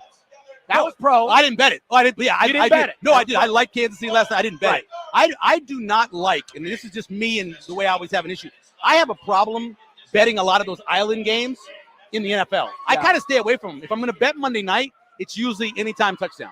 I just don't feel like you have a good gauge a lot of times on those games, and weird stuff happens. That game was so weird because San Diego, Los Angeles completely outplayed them. Yes. For a long time. But Kansas City kept making these plays. Patrick Mahomes kept doing things. Mahomes looked like Mahomes. That is the best game I've ever seen Herbert have. He was amazing. Against a good team. Yes. That was and I don't, maybe Kansas City won't be a good team. I don't know. That's the perfect bet for me. If I would have made the bet, I would have lost the bet, but Kansas City would have lost. So I still would have had joy in my heart. But I did not bet it. I don't tomorrow I will have bets on the NFL tomorrow, but I don't mess around with Thursday nights most times or Friday or whatever they have. What is your best Sunday pick tomorrow? The best Sunday pick tomorrow. Best one. Let's go to the drafts because we have NFL Week 1. My favorite one is probably the Falcons. I told you this yesterday. Yeah, you did. I had the Falcons at 2.5. Probably my favorite. And then I got a 3-way parlay with Falcons, Ravens, and Jets. You think the Jets going to beat the Steelers? So I've always believed this. When they're underdogs, and the numbers show this, when they're underdogs, Tomlin's teams win a lot, cover a lot. When they're favorites, it's kind of the opposite. And they're road favorites, they're correct? 2.5-point road favorites. And so that's why I have the Jets there. And then the other one I kind of been going back and forth. So the Raiders. Yeah. I kind of look at the Raiders, and I really think the Raiders may upset the Pats tomorrow. So that's one of them with the like. It's Week 1, dude. I got tons of NFL bets. Of course you do. There you go. Some severe investments for this weekend as we get closer to kickoff here at Memorial Stadium. As we continue here on 1620 the pregame, we'll get you a check of the weather. It is going to be a perfect night for football. In fact, I saw some people with long sleeves and jackets it's going to be going into the stadium because it's going to be in the 50s by the end of the game tonight. So we'll check that. We'll also look ahead. Michael has broken down the future quarterbacks that Nebraska is set to face this year because a lot of the concern is, are they going to be running quarterbacks? Yeah. Well, we're going to talk about that and have a lot more on this matchup tonight between the Huskers and the Zips. Participating sponsors of 1620 the pregame are the Sedoro Law Group. Your outcome depends on what you do next and by Blur Parties. See how Blur makes every moment a party at blurevents.com. They're drinking contest They're still going? still going. Are they drinking gonna full run out. beers or pitchers? Or what are they drinking? Yeah, I think so. And you win sunglasses. And now it looks like, they got sunglasses. They got a lot of giveaways. Is she old enough to be in the drink contest? I don't know. I don't believe so. You don't think so? No. Maybe she's just a spectator. Are you guys doing the drink contest? Are you doing the drink contest? He is. She's yeah. It's okay. He's yeah. Okay. We're just here to watch. Okay. You're just supporting. I'm with you. Yeah. All right. Yes. See, this is the kind of fun you can have at Blur Events. Yes. Tailgate. You bring your wife and your child along together to watch a drink. That's awesome. Yeah. That's all good it's stuff. all about. If you have a small group or a business and you want to treat your employees or your friends to a great time, or maybe you're entertaining folks for the first time in Lincoln, contact blurevents.com. Find out how you can be part of their future Blur tailgates. They have openings for every game left on the schedule, including next week for an early kickoff against Houston Christian. When we continue, we'll take a look at the future quarterbacks that Nebraska will be facing this season. This is 1620 the pregame on 1620 the zone and 1019 the K. Have you been injured in an accident? You shouldn't have to fight with insurance companies or deal with medical bills alone. You need an experienced injury lawyer who'll protect your rights while you focus on healing. At Chandler Conway, our team understands the legal process and will handle your case with dedication. Our goal is simple: to secure the compensation you deserve. Call us today or visit chandlerconway.com for a free consultation. Don't face this challenge alone. Let us support you every step of the way. Defending your rights takes experience. At the Sedora Law Group, that experience spans 3 generations. Whether it's a misdemeanor, felony, or DUI, we bring the same structure trusted by local and national clients: courtroom preparation, sentencing insight, and real legal strategy. Schedule a consultation with your defense team today. Visit sedoralaw.com. That's SODORO law.com. Or call 402-504-9346. When your family, freedom, or finances are on the line, your outcome depends on what you do next. Visit sedoralaw.com. Alzheimer's disease is a devastating diagnosis. That's why the Alzheimer's Foundation of America is holding a free educational conference on September 17th. It's part of its Educating America tour to provide Nebraska residents with information about brain health, caregiving, support services, and a lot more. The conference is coming to Bellevue University in the Hitchcock Humanities Building. Sign up for the free Alzheimer's education program. Visit alzfdn.org/tour to find out how. NFL fans, it's Matt McMaster here, and I'm here to tell you Week 1 is your shot to play free and stack $1 million cash bag with DraftKings Pick 6, an official partner of the NFL. Here's how. Download the DraftKings Pick 6 app, DraftKings' easiest way to play fantasy. Enter for free and pick more or less on 6-player stats for Week 1. Share your link with friends to add more cash to the bag and get bonus shots to win. Hit all 6 picks, and you'll be splitting a bag that's already at $1 million or more. Download the DraftKings Pick 6 app. Use code 1620, opt in for free, and start stacking entries for NFL Week 1. Zero cost, huge upside in partnership with DraftKings Pick 6. The crown is yours. Gambling problem? Call 1-800-GAMBLER. Must be 18 plus. Age and eligibility restrictions vary by jurisdiction. Void where prohibited. Must claim token for free entry in Bag Builder contest. Only perfect entries earn share of cash prize. Tokens are single use and expire September 8th at 8:15 p.m. Eastern. Terms at pick6.draftkings.com/promos. Here's another Energy Media radio station you may want to put in your presets. Check out Sweet 98.5, Omaha's workday favorites for hits from the 90s, 2000s, 2010s, and today.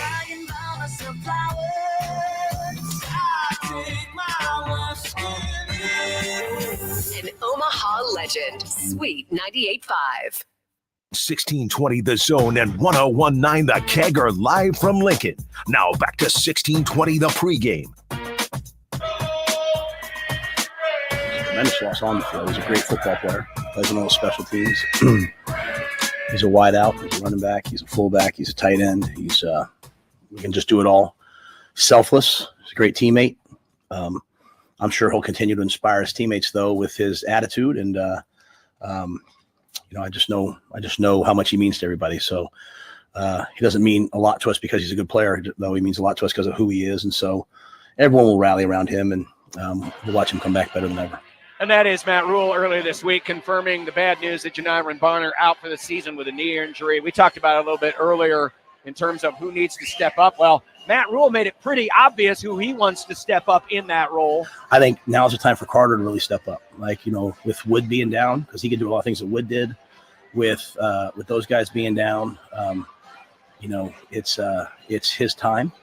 Carter obviously had double hip labrum surgery in the spring, so we brought him along. We had to bring him along slowly during camp, but Carter's as talented a guy as there is in the country, and so it's his chance. That's the first time we had really heard that he had double hip surgery. Well, I knew he had surgery on both hips. I didn't know it was for the labrum. Right? Is it Wood because people say Boner instead of Bonner? Is that the nickname? Is that why it's Wood? I honestly Boner don't Wood. know. I mean, that makes sense. I have no idea. Quick trivia for you. Yeah. Clemson playing Troy. Down 16-0. Maybe not a touchdown. Who do they need? Who does Clemson need to come out of retirement in this game? Who do they need to come out of retirement? From the University of Nebraska. Oh, from Nebraska? Yeah. Why? DeJuan Gross. Oh, that's true. They need the 2 against Troy to get him back in the game. That's right. Yeah, man. They do. They did count that as a touchdown. They said his knee was not down.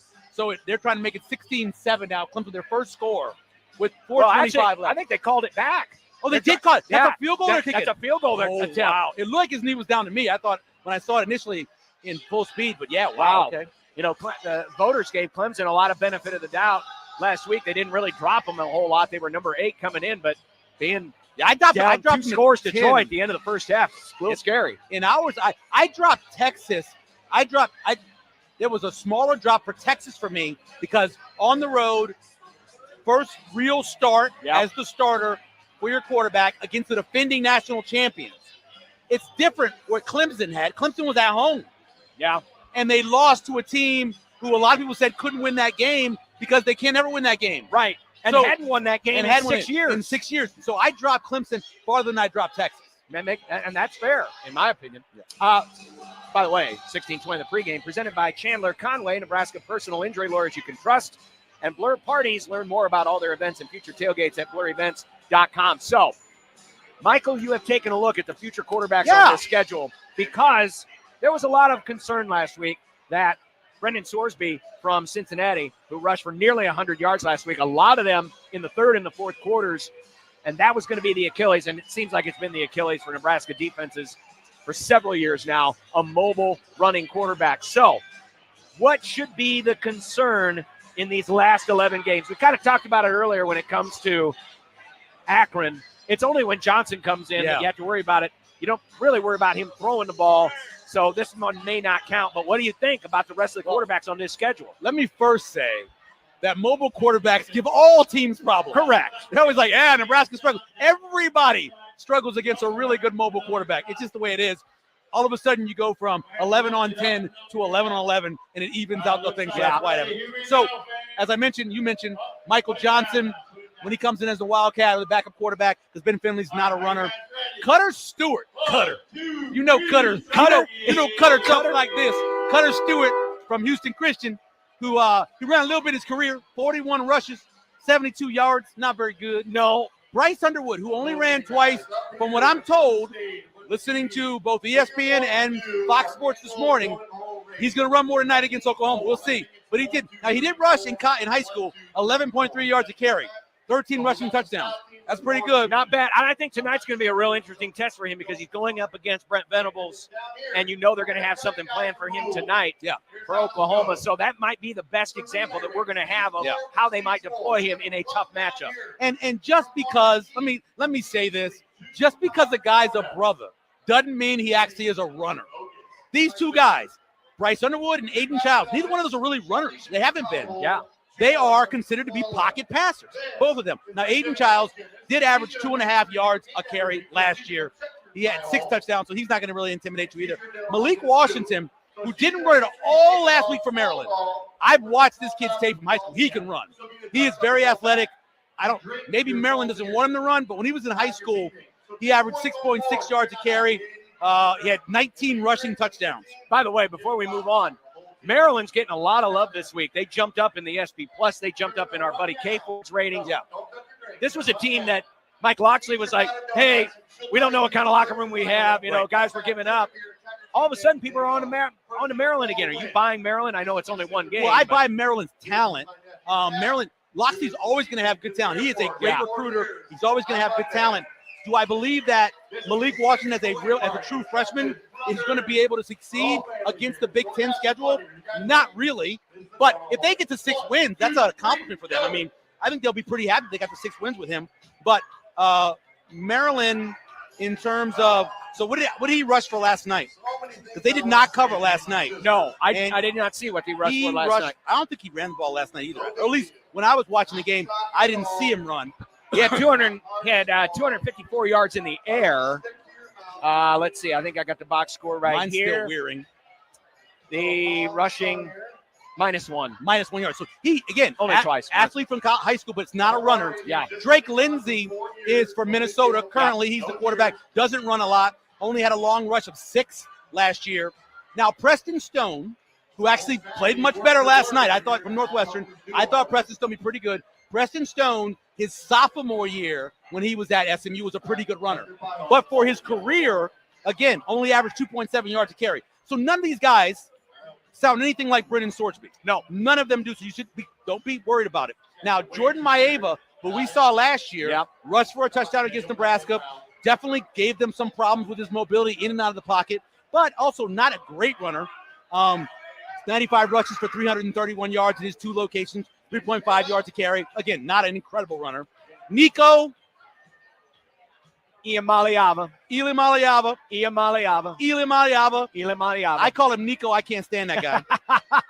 3.4 yards a carry. Again, not a runner. No. Athletic, but not a runner. Matter of fact, he took last year, I think, 38 sacks at Tennessee. At Tennessee behind that offensive line, he took 38 sacks.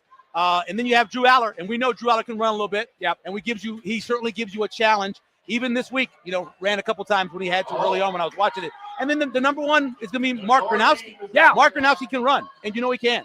So And will he that still was- be the starter by then?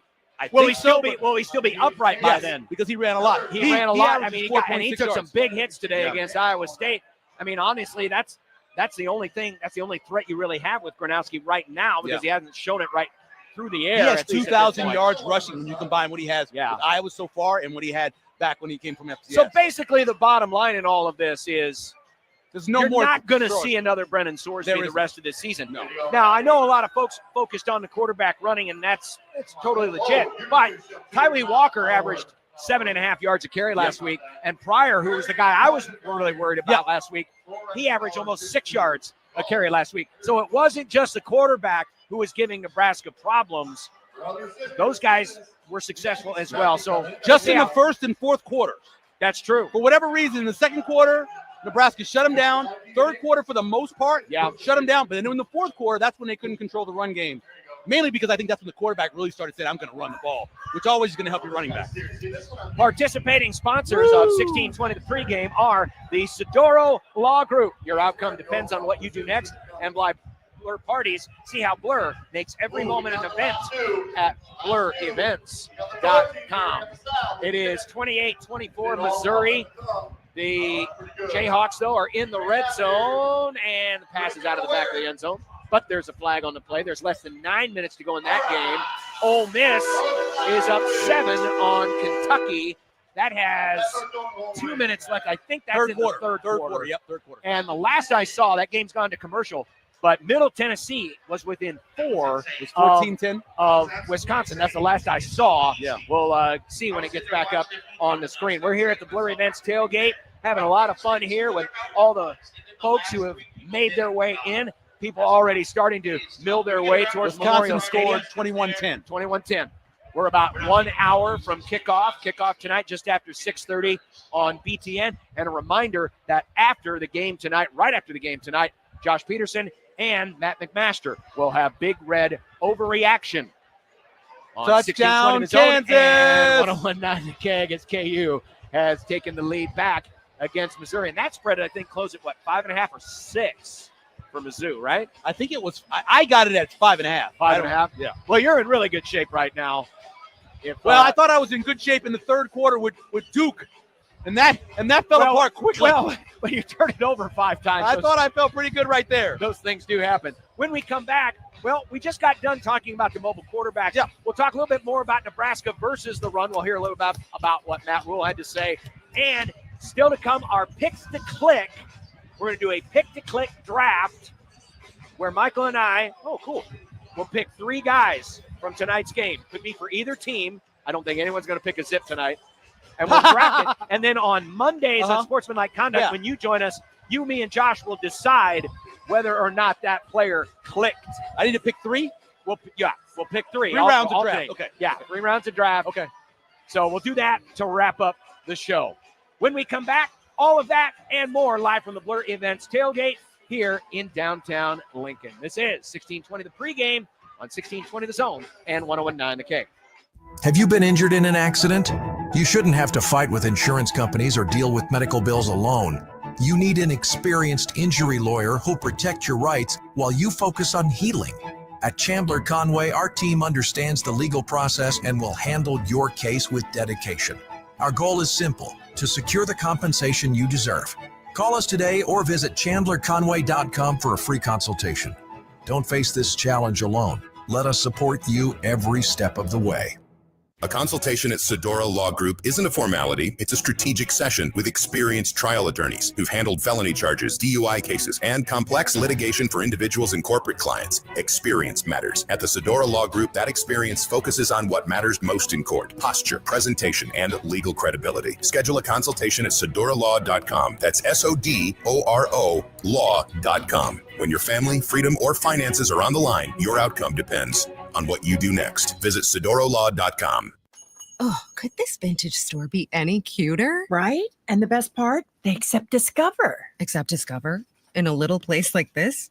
I don't think so, Jennifer. Oh, yeah, huh? Discover's accepted where I like to shop. Come on, baby, get with the times. Right. So we shouldn't get the parachute pants? These are making a comeback. I think. Discover is accepted at 99% of places that take credit cards nationwide.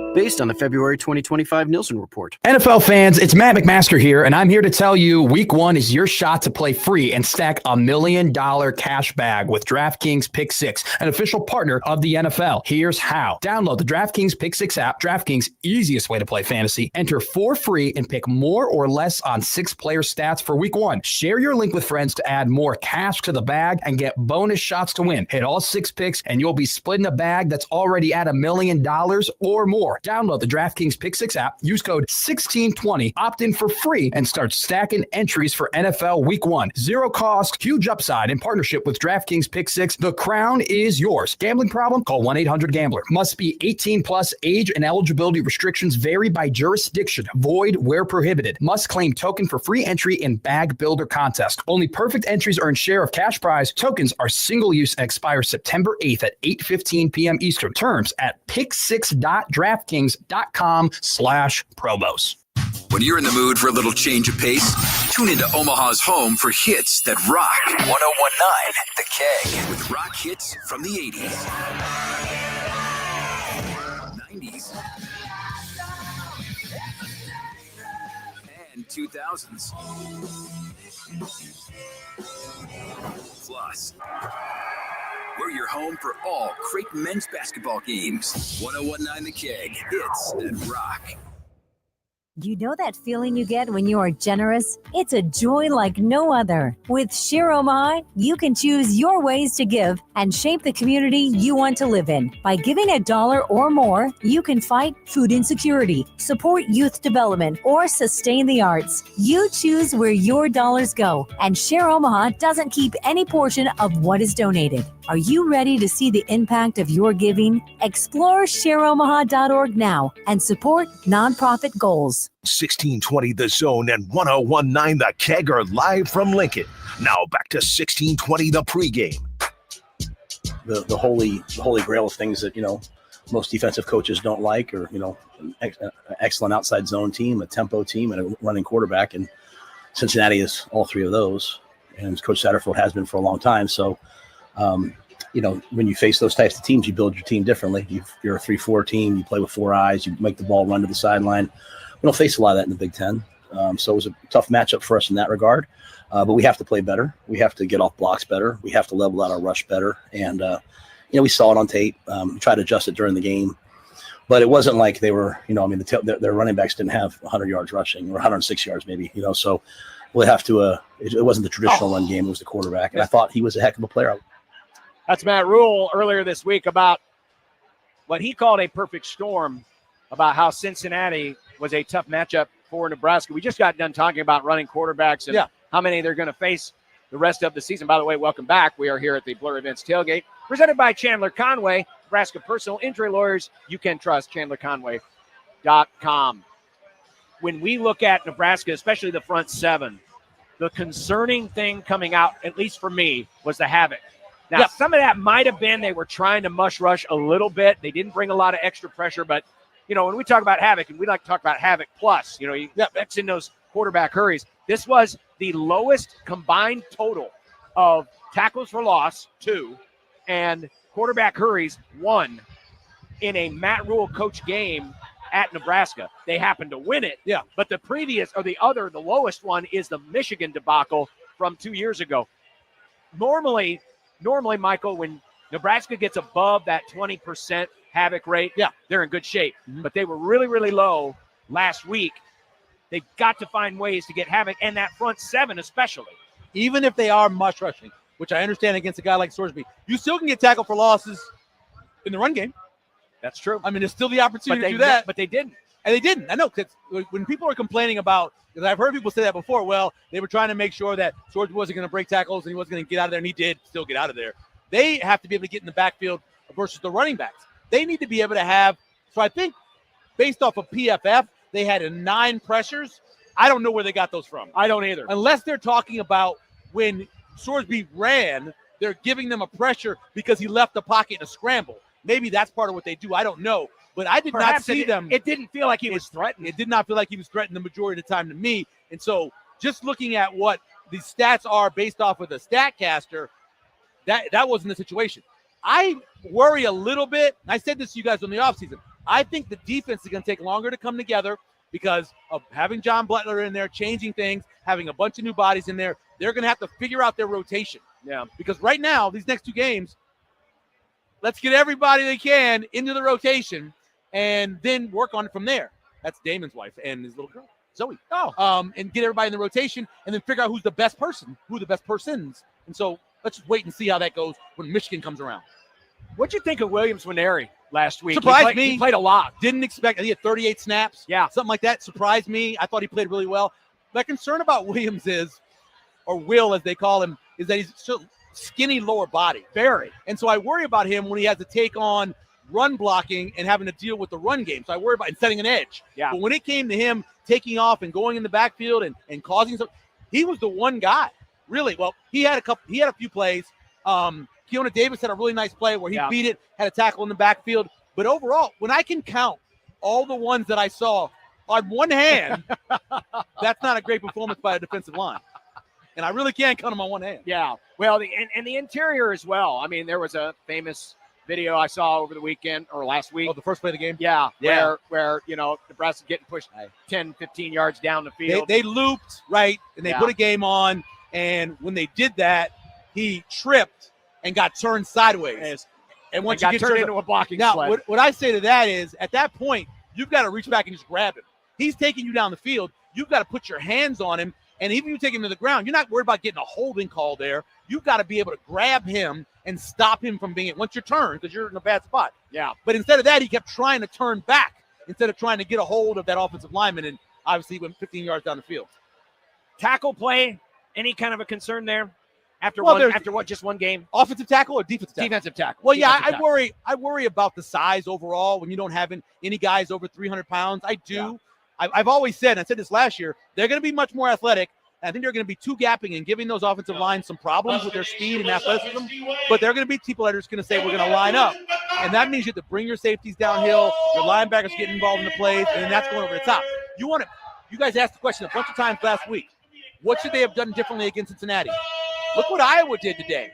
Iowa State, same kind of system. They're back there in that shell. And what did Iowa do? Ran the ball. Until Iowa State moved down into the box to stop that. Well, Iowa didn't have the ability to throw over the top. Nebraska should. They have better wide receivers. Correct. So if that happens to you again, you got to just be able to run them out of it. Missouri just scored a touchdown. Touchdown. Yep. Mizzou is taking the lead, and that game is getting very, very late. Back to back. This has just been great. They're just going back and forth. Good old-fashioned Big 12 football. It is Big 12 football. Even though it's SEC now versus Big 12 football. It'll always be Big 12 to us. It'll always be Big 12 to us. So tonight, they're going to have the RPO game. What's going to be the biggest key for Nebraska up front when dealing with the RPO? Keys. You got to play your keys. With the RPO, and they've been practiced against it. I know they have. You got to play your keys. You got to watch a couple different things. Like, for example, there's times where Dylan comes up too early out of it, gets his head up. Watch what the offensive linemen are doing. Are they hi-hatting you? Are they giving you an indication that it really is a pass or it really is a run? Watch what they're doing. Are they in their hands? Are they leaning forward thinking they're going to be at the run block at this point? What the quarterback's doing. You got to watch him. As a guy who shot a lot from the sideline, TV, that was one of the hardest things to do is figure out that fake when that came along in the mid-90s, mid-2000s. When that came along, I remember thinking to myself, I'm going to watch the quarterback's head. And is he keeping his head down? Is he staying in for the run? Is his head up? Is he looking to see if he's going to be able to throw the ball? So that's all stuff the defense watches as well. There's so many keys that you can get indicators. And when somebody does something, like, for example, tight end is coming in motion or wide receivers coming to a place, there's a reason why he's coming there. It's either he's getting the ball or it's a distraction for you or he's blocking. So you have to be able to know that there's a reason. For example, last week with Willis McGahee, there was a reason that wide receiver was coming in motion on that orbit motion. He should have been playing his keys. Instead, he's just taking off, running after the quarterback, and, of course, they go past it. And they broke Gotta the gate. play your keys, yeah. Fans are starting to file their way towards Memorial Stadium. We can see a few of them up there already in the stands. We are about 45-ish minutes away from kickoff tonight between Nebraska and Akron here at Memorial Stadium. So, as we are closing in on that kickoff, it is about time for our picks to click, and we will do that. We'll have our picks to click draft and a few final thoughts.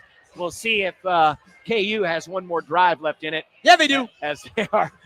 Now, you're still covering, though. Yeah, I don't want any kind of pick six You don't or need anything. fumble recovery for You're a still touchdown. fine. Missouri can still win this game. We're all You're fine right here. But I'd actually like to see Kansas win, too. We'll continue with more from the Blur Events Tailgate. Participating sponsors of 1620 The Pregame are the Sidoro Law Group. Your outcome depends on what you do next. And Blur Parties. See how Blur makes every moment a party at blurevents.com. 1620 The Pregame. Getting ready to wrap things up from Lincoln after this on 1620 The Zone and 1019 The Keg. A consultation at Sidoro Law Group isn't a formality, it's a strategic session with experienced trial attorneys who've handled felony charges, DUI cases, and complex litigation for individuals and corporate clients. Experience matters. At the Sidoro Law Group, that experience focuses on what matters most in court: posture, presentation, and legal credibility. Schedule a consultation at sidorolaw.com. That's SODORO law.com. When your family, freedom, or finances are on the line, your outcome depends on what you do next. Visit sidorolaw.com. Oh, could this vintage store be any cuter? Right? And the best part? They accept Discover. Accept Discover? In a little place like this? I don't think so, Jennifer. Oh, yeah, huh? Discover's accepted where I like to shop. Come on, baby, get with the times. Right. So we shouldn't get the parachute pants? These are making a comeback. I think. Discover is accepted at 99% of places that take credit cards nationwide.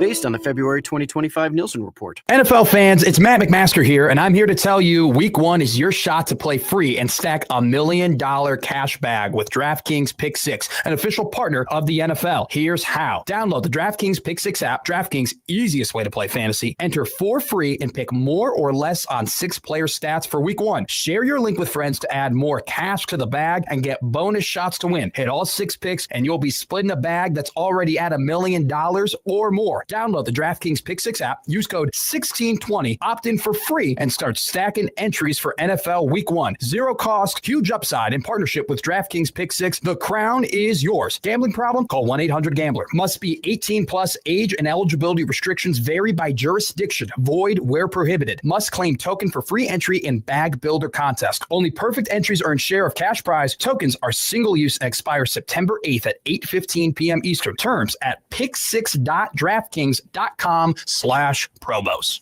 When you're in the mood for a little change of pace, tune into Omaha's home for hits that rock. 1019 The Keg with rock hits from the 80s, 90s,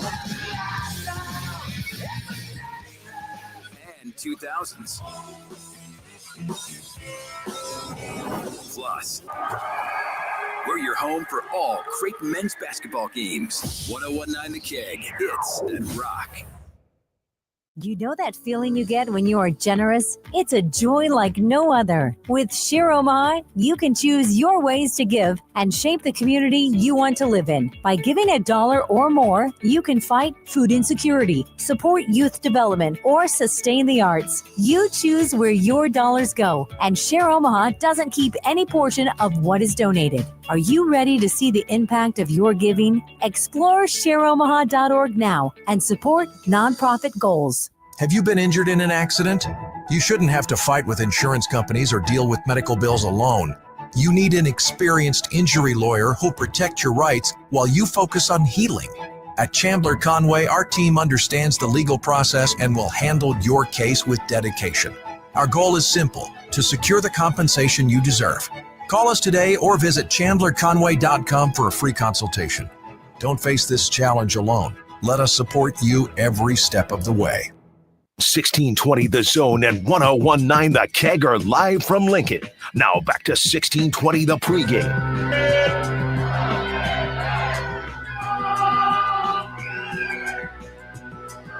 Eric is getting the veins popping out of his throat here. Oh, we got dueling Go Big Reds here. Oh, yeah. Just showed the pump up video to the crowd here. They get you, not only do they get you hydrated and fed and entertained before the game here at Blur Events, they get you fired up for the game as well. They just played a cool video featuring Christian Peter and Will Compton. So if you need something to do before the game and you have a small group or a business, make sure you contact Blur Events. They will take care of you nicely. Speaking of nice, it is 69-3 Oregon with 6:32 to go. That's nice.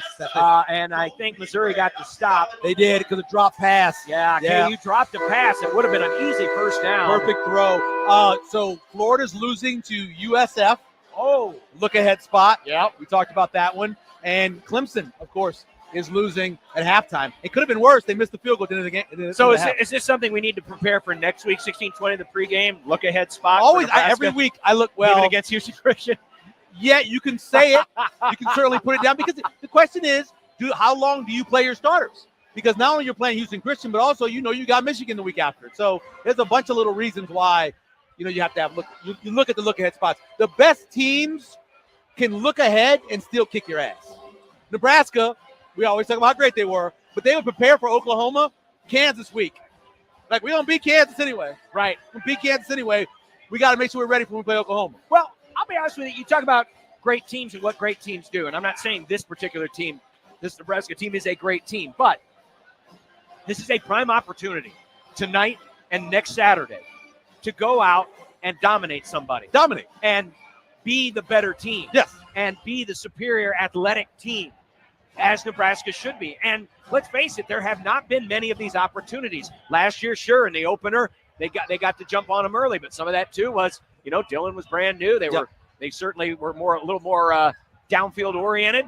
But then against Northern Iowa, they kind of putzed their way through that game. And give credit to Northern Iowa, they ground it. They ran the ball really well against Nebraska. You can't afford to see that either tonight or next week.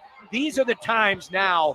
It's not just about winning, and I don't want to make this about a pretty, a beauty pageant.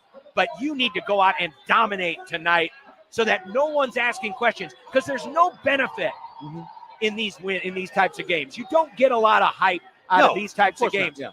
But what you can do is prevent the naysayers, prevent tonight's Big Red overreaction from turning into a referendum on, oh, this sucks and that sucks and these guys aren't going to be good enough. What's going to happen when Michigan's here? You can eliminate a lot of that by going out and dominating both tonight and next Saturday. Are you saying you got to let a naysayer know?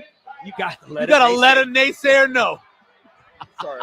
That clip, every time I watch that clip, I crack up. Yes, you have to do that. But I think part of it's on the coaching staff. Remember how Bo kind of devalued the FCS games? He's like, FCS, BS, whatever they are, I don't care. Yeah, and they nearly got beat by McNeese. Exactly. And had a couple of South Dakota State played them well. You have to value it like you're playing anybody else. Now, I know you had 18 to 23-year-olds or whatever else, and it's not easy to convince them. But you got to convince them that it could be the worst loss of your life if you don't commit yourself to going out and beating their ass. You got to do that. Well, let's do our picks to click draft. So here's how it's going to work. We're going to pick. We're each going to draft 3 players tonight. We cannot duplicate. Okay. We're going to draft 3 players tonight. It could be from either side. And then on Mondays on Sportsmanlike Conduct, when Michael joins Josh and I in the happy hour, the 3 of us are going to decide, did that guy click? Okay. So it's kind of a, what we interpret as clicking. It doesn't have to be big stats. Right. It could be a splash play. It could be just someone going out, especially in a game like tonight, and doing their job. So pick to click draft, age before beauty. I'll give you the first pick tonight. Who is your first pick to click against Akron or maybe against Nebraska? I am old. I'm going Dane Key. Okay. I already put a little 3-teamer together. I told you about that. Yeah. And for Dane Key over 80 yards. So I'm going to take Dane Key as my pick to click. Will he get a big play tonight? Will he get a 15? An explosive? Yeah, I think so. Explosive. I think, Hunter got the one explosive last week, I think, and got more targets. I think Dane gets more targets this time. Another touchdown, another big play. Well, I'm glad you took Dane Key because I actually wanted to go with Isaiah Hunter. For someone who didn't get a lot of pub during fall camp. Yeah. And part of it was he was a little bit dinged up. Yes, they just didn't really talk about him. They talked about the great young freshman. They definitely talked about Dane Key. But not a lot of talk about Isaiah Hunter. And then last week he goes out. Yeah. He catches a big touchdown, on that 50-50 ball. That was a really, that looked like a pro-type catch. Yeah. You go up there and you out-wrestle the man for the ball on a fade route in the back corner of the end zone. I think Isaiah Hunter's going to have a really good season this year. I'm going to go with Isaiah Hunter tonight as my first pick to click. Remember, he led Cal in receptions. It wasn't like he wasn't good. It wasn't like some of the other guys. that have come in here. He was really good at Cal, so we. But it felt like he got a lot more of the definitely a lot more. Namely because Missouri. shorts. Oh no, Missouri just went to the house. And now the cover is now in the play. cover's in danger The cover now. is in play. Oh, come on, Jamal 63 Roberts, yards. a rushing touchdown. That Ouch. is rough. All right, so That I'm is going to go rough. Isaiah Okay. Hunter, my first pick to click. Who's your second pick to click? Well, you know what? I'll just go because it's offense or defense. It's anybody. Okay, well, I'll take Chuck. I'll go Emmitt Smith. I keep saying it. Emmitt Johnson. Even though you don't think he should get more than 15 touches tonight. Yeah, but it might be 2 touchdowns out of that. Maybe a 40-yard run out of that. And we're still looking for his first rushing touchdown, aren't we? We are. He didn't get one last year in the bowl game, right? No, that was Ramir. I know Ramir had one, and I don't know if Emmett had one. He didn't last have year. one. I know Ramir had one, and also Ivy had one. All right. Well, Yeah, we'll so double Emmett check. probably- We'll double Emmett had check. it. Yeah, he had a receiving one. Okay. But I'm Receiving talking one. about rushing Yes, touchdown. yes, yeah, you're right. All right. So you're going to go with Emmett Johnson? Yeah. All right. Interesting. Let's see. This is kind of an off. It's kind of, you know what? I'm going to play it smart here. I'm going to go defensive side. Okay, yeah. I'm going to go Dason McCullough. I'm going to go McCullough tonight. Sacks. Get some sacks. Yeah. Maybe a little bit, pressure off the edge. Certainly setting the edge tonight. And again, it's not about getting a lot of tackles, but maybe makes a splash play or two. Yeah. Gets a pressure, gets a tackle for loss. I'm going to go Dason McCullough and give a little love to the defense tonight. I'm going to do defense as well, and I'm going to take Vincent Shavers. Mr. Shavers, not named after the great boxing Ernie Shavers, but still, I'm taking Vincent Shavers. Let's see. Last one. I'm feeling a little wild tonight. Feeling a little wild. Heine. Oh, little Heine. Tonight. I thought about it. I thought about taking him. I'm feeling a little Heinrich Harbor tonight. If he gets all of Bonner's plays. I loved the Heine push. Yes, that was great. That they instituted last week. It worked every time. Every time. And I'd love to see a little bit more of the wild Heine, get him in the shotgun and, maybe run a little bit of that tonight. Are you saying the wild Heine is much like Colt 45? What? Colt 45. I know. It works every time. Colt 45 works every time. At least that's what Billy D told us. Yeah, Billy D did. He did. Yes, he did. He was doing those spots before he became Lando, or was that after he became Lando? After. Well, I was think doing they it were in before. I know he was doing it in the 80s, too. I don't know if he was doing it in the 70s. He might have been. Was he? Okay. He might have been. All right, there you go. So Michael's going Dane Key, Emmett Johnson, Vincent Shavers. I'm going to take Isaiah Hunter, Dason McCullough, and Heinrich Harburg tonight as our picks to click in the home opener here at Memorial Stadium. Man. And we'll check back on Monday. We'll check back on Monday. Who had the And clicker. we'll vote. Vote away. Josh may end up being the tie-breaking vote in some of these, but we'll let everyone pick next week. I think back to some of these home openers of the past, some of the great times that we've had here at Memorial Stadium. Certainly not thinking of 2015. Well, of course. And how that game ended. 1998. 1998. Was one of my favorites. Yes. My first game here. Your first game here covering against Louisiana Tech. Terry Bradshaw was here. Yes. It was the Troy Edwards show. Troy Edwards and Tim Rattay. Yes, sir. Had a huge game that day, but Nebraska ended up winning by multiple scores. Let's see. Well, was the Notre Dame game was not the home opener in 2001. That was second game of the season? I think it was the second game. Yeah, it was one before 9/11. Tennessee has 72 over in it. They're not worried about look ahead. Tennessee is not worried about look ahead. They're anymore. up 72-17. They're doing fine. Yeah, they are. Let's see. 42-31, Missouri over Kansas. Minute 26 to go. Oh, Ohio State did score 70. Did they get 70? Yeah, they did not miss That's the extra point. Mickey shaking hands. Yeah. No, I didn't want 70-0. Yeah, 70-0. That's all good. Yeah. Georgia is now up 21-6 against Austin Peay. And that game was delayed a bit. That was delayed a bit. That was one of our look aheads. And Georgia just scored again, make it 27-6. But they still got a long way to go to cover against Austin Peay. Ole Miss, who is trying to shake off Kentucky, is up their 7 tonight with 6 minutes to go. But Kentucky, I think, just got a PI call going their way. So they're trying to move it and move in for the possible Ole go-ahead Miss or tie cannot score. put Kentucky, even when Kentucky is bad, They cannot put them away. The only SEC game that Kentucky won last year was against Ole Miss, which is and Ole Miss was a better team. Yes, they were, and that game cost them. That cost them getting into the playoff. They would have been in the playoff. They would have been in the last playoff year. for sure. Yep, for sure. All right, well, we're about ready to wrap things up here for 1620 the pregame. I want to thank Jake Janicek, who is our producer today, and don't forget tonight, right after the game, right back here on these same two radio stations, 1620 The Zone and 1019 The Keg, it will be Big Red Overreaction. Josh Peterson and Matt McMaster will take all of your calls, your texts, your emails, and discuss what we hope is a comfortable win tonight on a comfortable day for football. I can't remember too many opening days that felt this good. This is nice. This used to be the game where you saw the yellow coats and the coming out of the stands carrying people. Louisiana Tech, August 31st. And that was a game that started in the late afternoon. Yeah, but tonight, it is going to be absolutely gorgeous. Yep. Absolutely gorgeous for what should be a fun game tonight. Nebraska and Akron. All right. Well, we're going to wrap things up and say again, thanks to Jake Janicek. For Michael Severe, I'm John Bishop. Don't forget Big Red Overreaction tonight, and we will be back here next week, 8:30 a.m. for an 11 o'clock kickoff against Houston Christian. So again, 8:30 in the morning next week right here on 1620 The Zone and 1019 The Keg. Have yourselves a great Husker football Saturday, and we will talk to you next week here on 1620 The Zone and 1019 The Keg. So long, everybody.